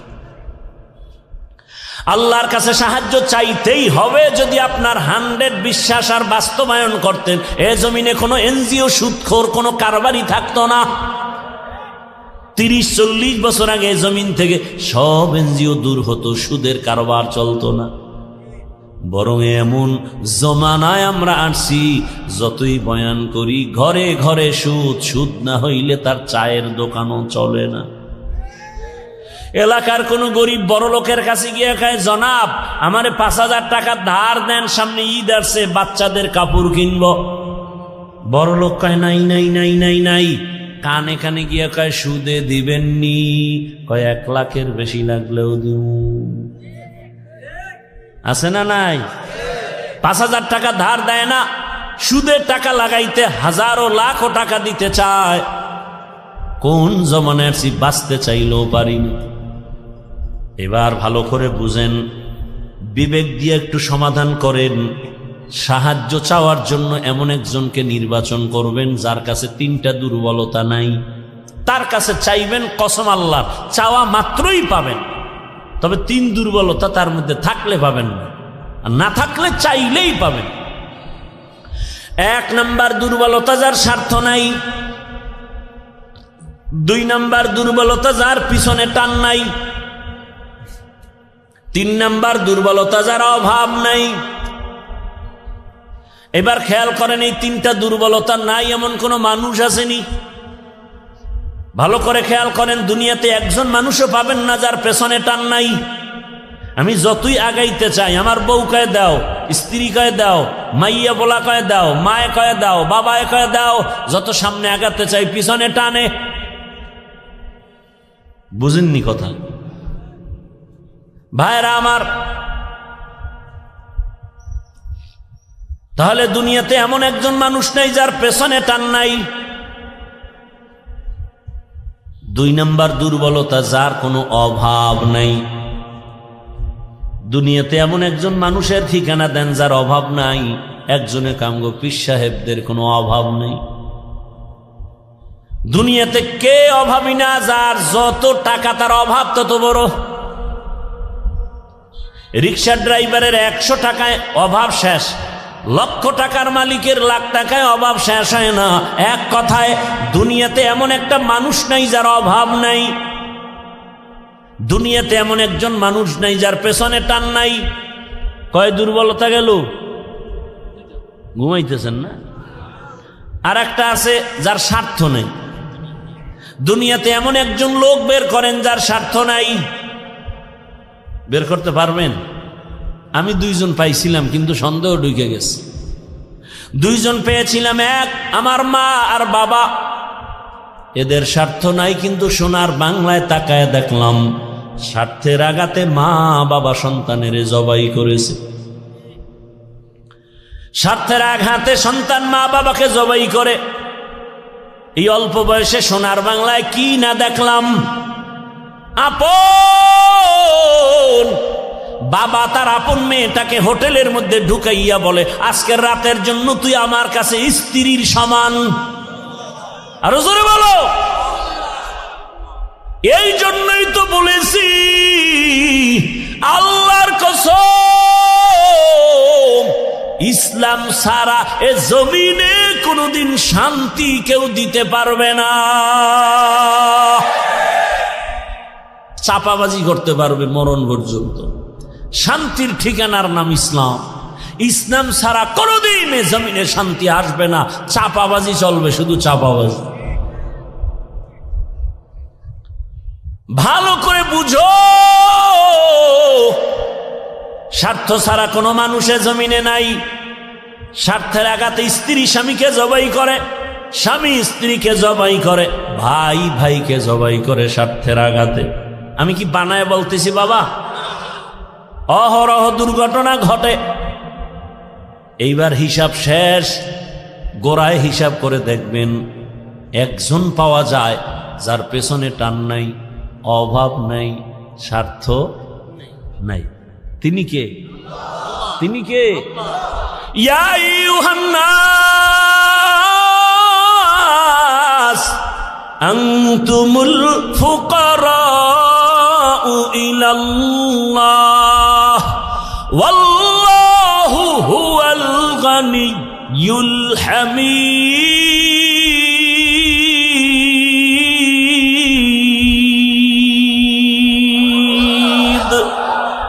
গরতাওয়াক্কুল মিকুনিহার সুবহ শাম মিরসানাত রিজকে তু আজলামাকা।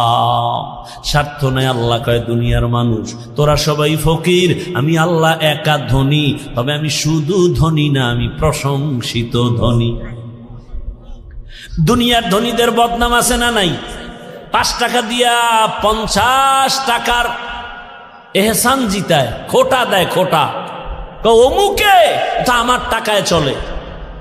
আল্লাহ কয় আমি এহসান করি কিন্তু এর বিষয়ে কোনো খোটা দেই না, বরং আমি আল্লাহ এমন কোন রাত নাই আমি আমার বান্দাকে দেওয়ার জন্য দরজা খুলি না।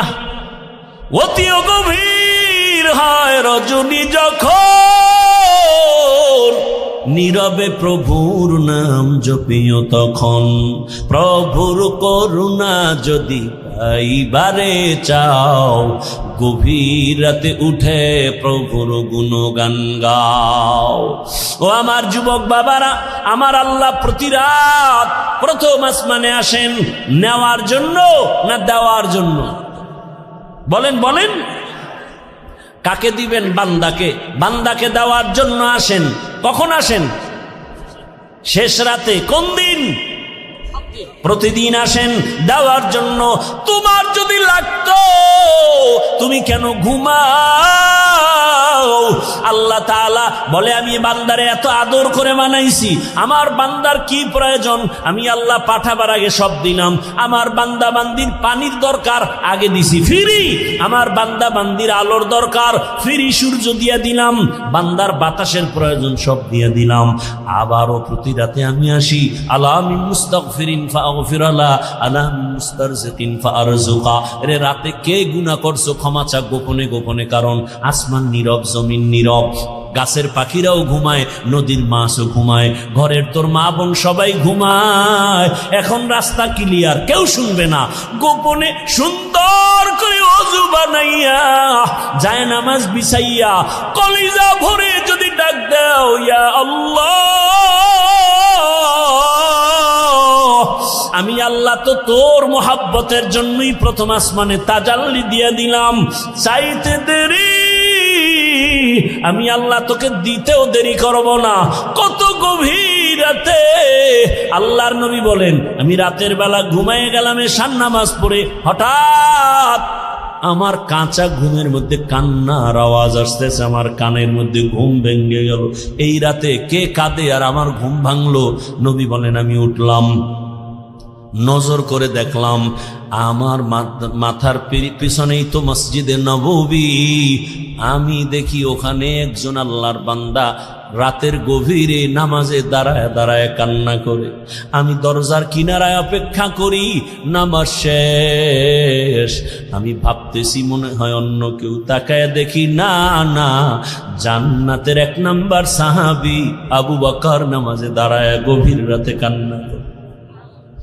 আমি আবু বকরকে দেখলাম, আবু বকর আমারে দেইখা চমকে উঠলেন, ইয়া রাসূলুল্লাহ, এ গভীর রাত আপনি কি ঘুমান নাই? বলে, তোমার কান্নায় ঘুম ভেঙে গেল।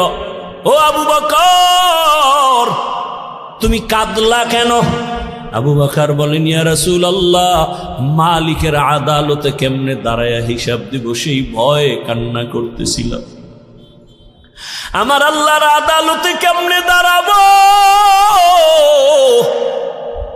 নবী বলেন, কেন? আপনার তো জান্নাতের টিকিট রেডি, 10 জনের প্রথম আপনি। আবু বকর বলেন, ইয়া রাসূলুল্লাহ, আরে আমি আবু বকরের থেকে টিকিটের পাওয়ার তো নবীদেরটার বেশি, কিন্তু আপনিই তো বয়ান করেছেন হাসরের ময়দানটা ভয়ঙ্কর হবে, জমিনটা পুরা জমিন হবে হাসরের মাঠ, সূর্যটা নিচে চলে আসবে, সূর্যের গরম, মাটির জমিন তামা হয়ে যাবে, ওদিকে জাহান্নামের চিৎকারের আওয়াজ, জাহান্নাম চিল্লায় বলবে, হে মালিক, বেনামাজি গুলো কই? গুনাহগার গুলো আমার পেটের মধ্যে দাও, আমার পেটের মধ্যে ক্ষুধা। নবী, আপনিই তো ভয়ঙ্কর হালাতের কথা বলছেন, জাহান্নামের চিৎকারে হাসরের ময়দানটা থরথর করে কেঁপে উঠবে। এমনকি আমার আল্লাহ রাগ হয়ে আওয়াজ দিবেন, লিমানিল মুলকুল ইয়াউম লিল্লাহিল ওয়াহিদিল কাহ্হার। এত কঠিন আওয়াজ হবে, হাসরের ময়দানটা থরথর করে কাঁপতে থাকবে। ও নবী, আপনিই বয়ান করেছেন এত কঠিন হালাত, নারী আর পুরুষ সব উলঙ্গ দাঁড়াবে হাসরের মাঠে। আম্মা জান আয়েশা বলেন, নবী, মানুষ কি লজ্জা পাবে না? কয়, ওরে আয়েশা, জানো না, এমন ভয়ঙ্কর হালাত হবে, একজনের দিকে আর একজন তাকাবারও হুঁশ হবে না। এমন কঠিন অবস্থায় আল্লাহর নবীরা পর্যন্ত কান্না শুরু করবেন।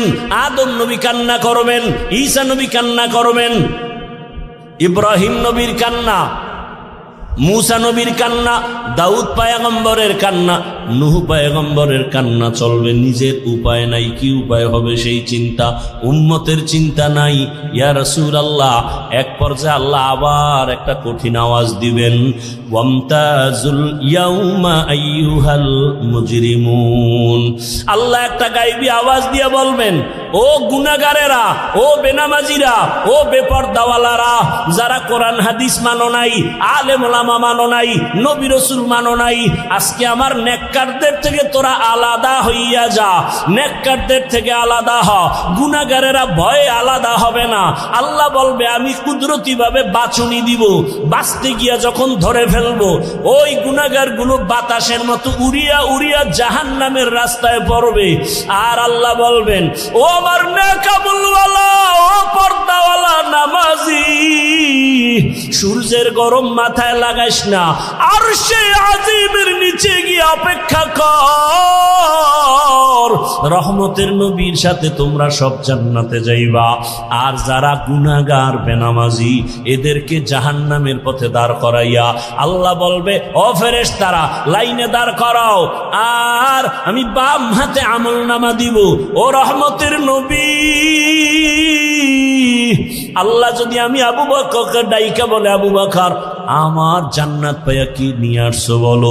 আমি যদি বলি, আল্লাহ তোমার জান্নাতের মোহাব্বতে তোমাকে পাওয়ার জন্য নামাজ, রোজা, তেলাওয়াত, জিকির নিয়ে আসছি।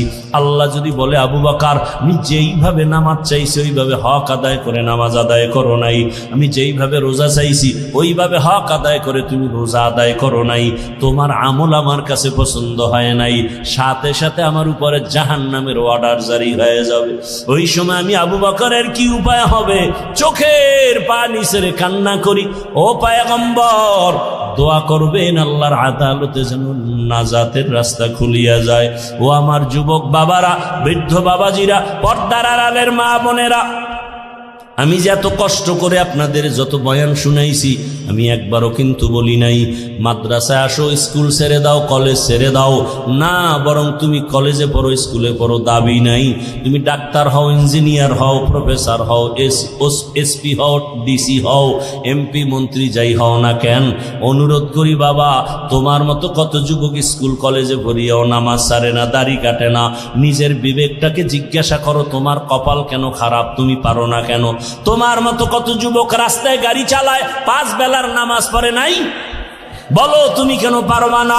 তোমার মতো যুবক র্যাব, আর্মি, পুলিশ, বিডিআর এর চাকরি করে, নামাজ পড়ে, তুমি কেন পারো না? তোমার মতো যুবক তাকায় দেখো, নদীর মধ্যে মাছ ধরে, নামাজ পড়ে, কৃষি কাজ করে, নামাজ পড়ে। নিজেকে জিজ্ঞাসা করো, তোমার কপালে কার বরদোয়া লাগছে? মা বাবার, নাকি শিক্ষকের, নাকি উলামায়ে কেরামের? না হয় তোমার মতো যুবক যদি দুনিয়ার সব লাইনে চাকরি করে, ব্যবসা করে, নামাজ পড়ে, তুমি পারো না কেন? ও পর্দার আড়ালের আম্মা জানেরা, আপনার মতো কত মা এই এলাকায় এখনো খুঁজলে পাওয়া যায়, বেপর্দায় চলে না, নামাজ ছাড়ে না, মোবাইলে সময় নষ্ট করে না। ও আম্মা জানেরা, বোনেরা, মনটা কি চায় না একজন আদর্শমান ডাক্তারের মা হয়ে যাবেন? আপনার সন্তানের ব্যবহারে শিক্ষকরাও দোয়া করবে, আপনার সন্তানের আচরণে আলেম ওলামাও দোয়া করবে, আপনার সন্তান ডাক্তারি করবে, নামাজ পড়বে, কোরআন তেলাওয়াত করে আপনাদের জন্য দোয়া করবে।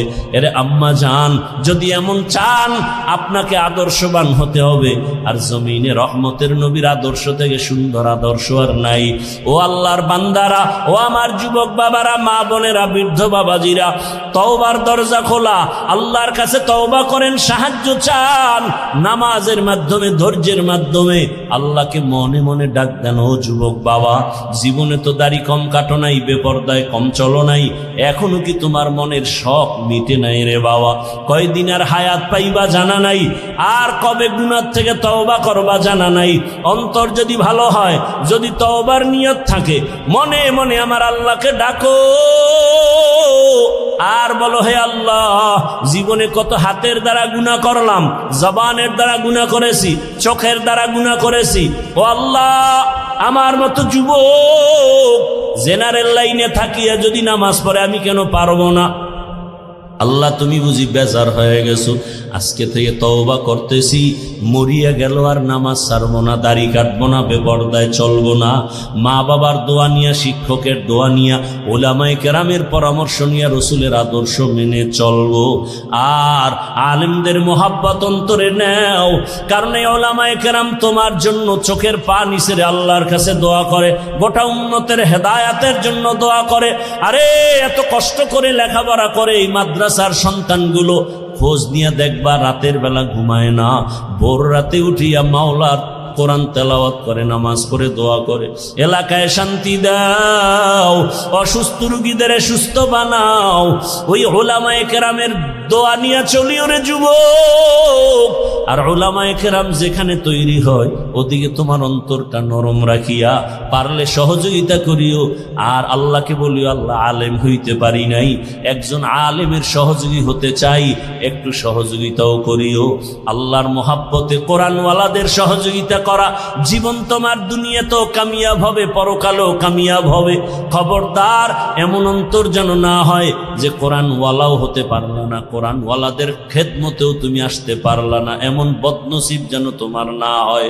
ওয়ালানাবলুওয়ান্নাকুম বিশাইইম মিনাল খাউফি ওয়াল জুই ওয়া নাকসিম মিনাল আমওয়ালি ওয়াল আনফুসি ওয়াস সামারাত وبشر الصابرين।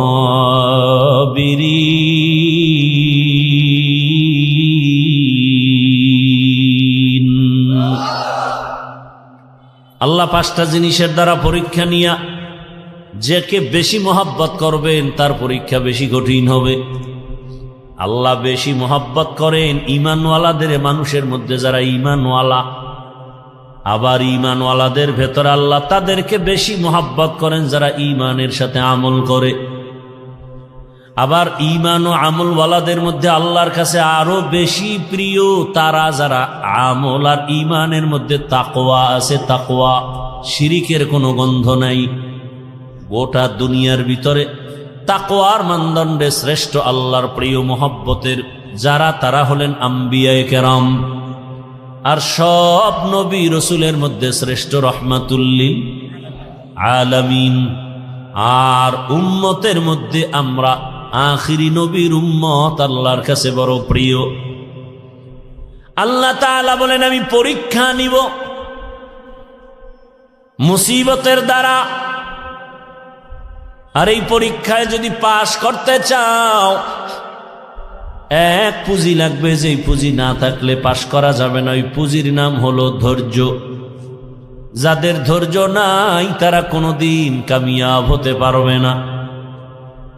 এই ধৈর্য আবার তিন প্রকার: ইবাদতের বেলায় ধৈর্য, মুসিবতের বেলায় ধৈর্য, গুনাহের বেলায় ধৈর্য। আপনার যদি ধৈর্য না থাকে এই প্যান্ডেলে মোনাজাত পর্যন্ত থাকা আপনার জন্য সম্ভব হবে না। যাদের ধৈর্য আছে তারাই থাকবেন। ধৈর্য যদি থাকে সে বয়ান শুনতে পারে, ধৈর্য না থাকলে পারে না। ইবাদতের বেলায় ধৈর্য, মুসিবতের বেলায় ধৈর্য, গুনাহের বেলায় ধৈর্য। এই ধৈর্য বড় দামি এক সম্পদ। স্বামী আর স্ত্রী বড় ভালোবাসার জিন্দেগি পরিচালনা করতেছে। একদিন স্ত্রী স্বামীকে জিজ্ঞাসা করে, ও স্বামী, তুমি আমাকে কেমন মোহাব্বত করো, ভালোবাসো? বলে সীমাহীন। বলে কেমন? কয় তুমি আমার জীবন, আমি তোমার জন্য যা চাও তাই দিব। খেয়াল করতেছেন?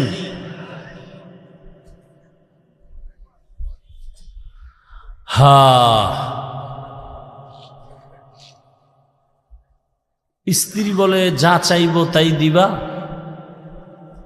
বলে হ্যাঁ তাই দিব। স্ত্রীও একেবারে সাধারণ মানুষ না, খুব ধর্মের জ্ঞান ট্যান আছে, ধৈর্য আছে। বারবার স্বামীকে বলে যা চাইব দিবা? দিব, চাওয়া মাত্র দিব।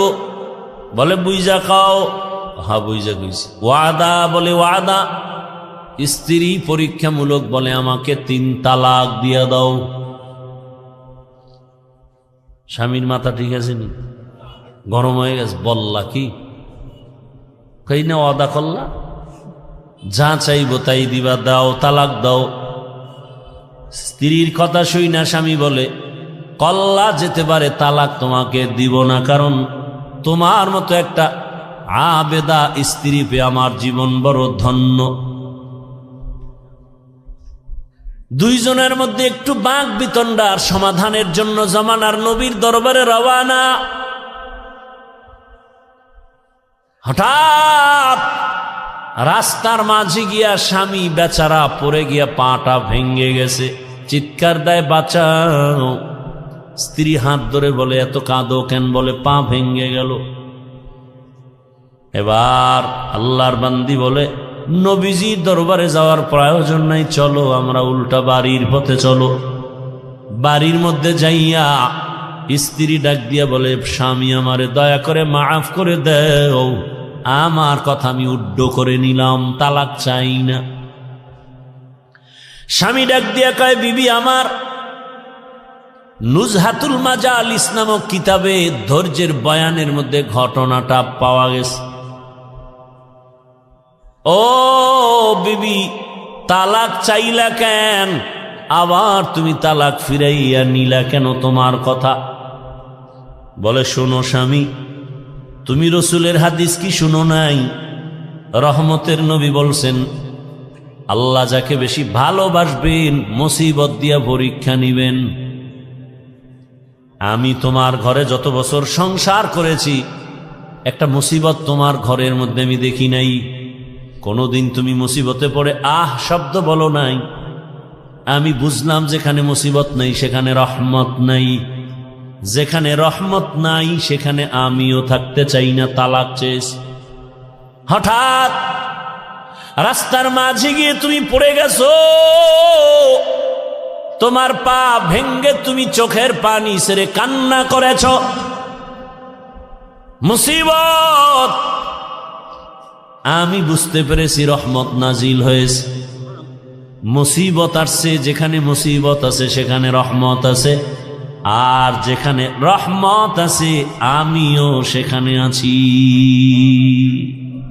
या इलाही मुझसे मुझको दूर कर, ताकि देखो मुझ में तुझको एक नजर।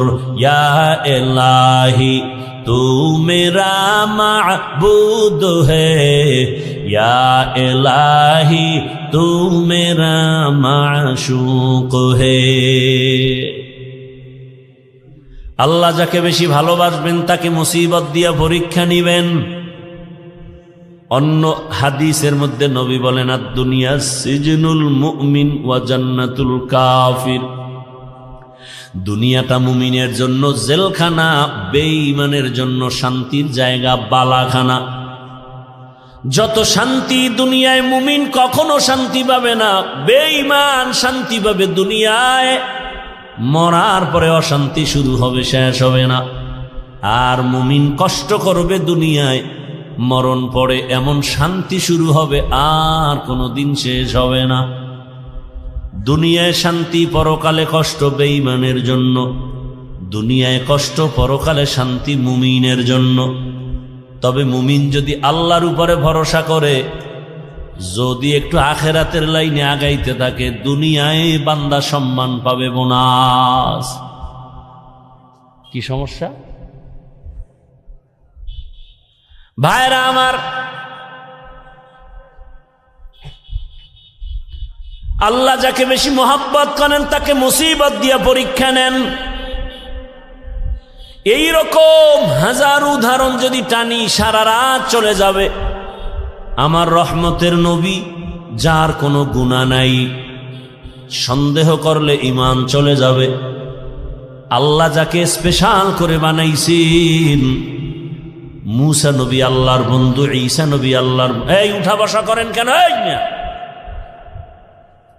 উঠার ব্যারাম থাকলে ঢুকছেন কেন? বাহিরে দাঁড়ায় দাঁড়ায় বয়ান শুনতেন, বিড়ি টাইনে আবার আসতেন।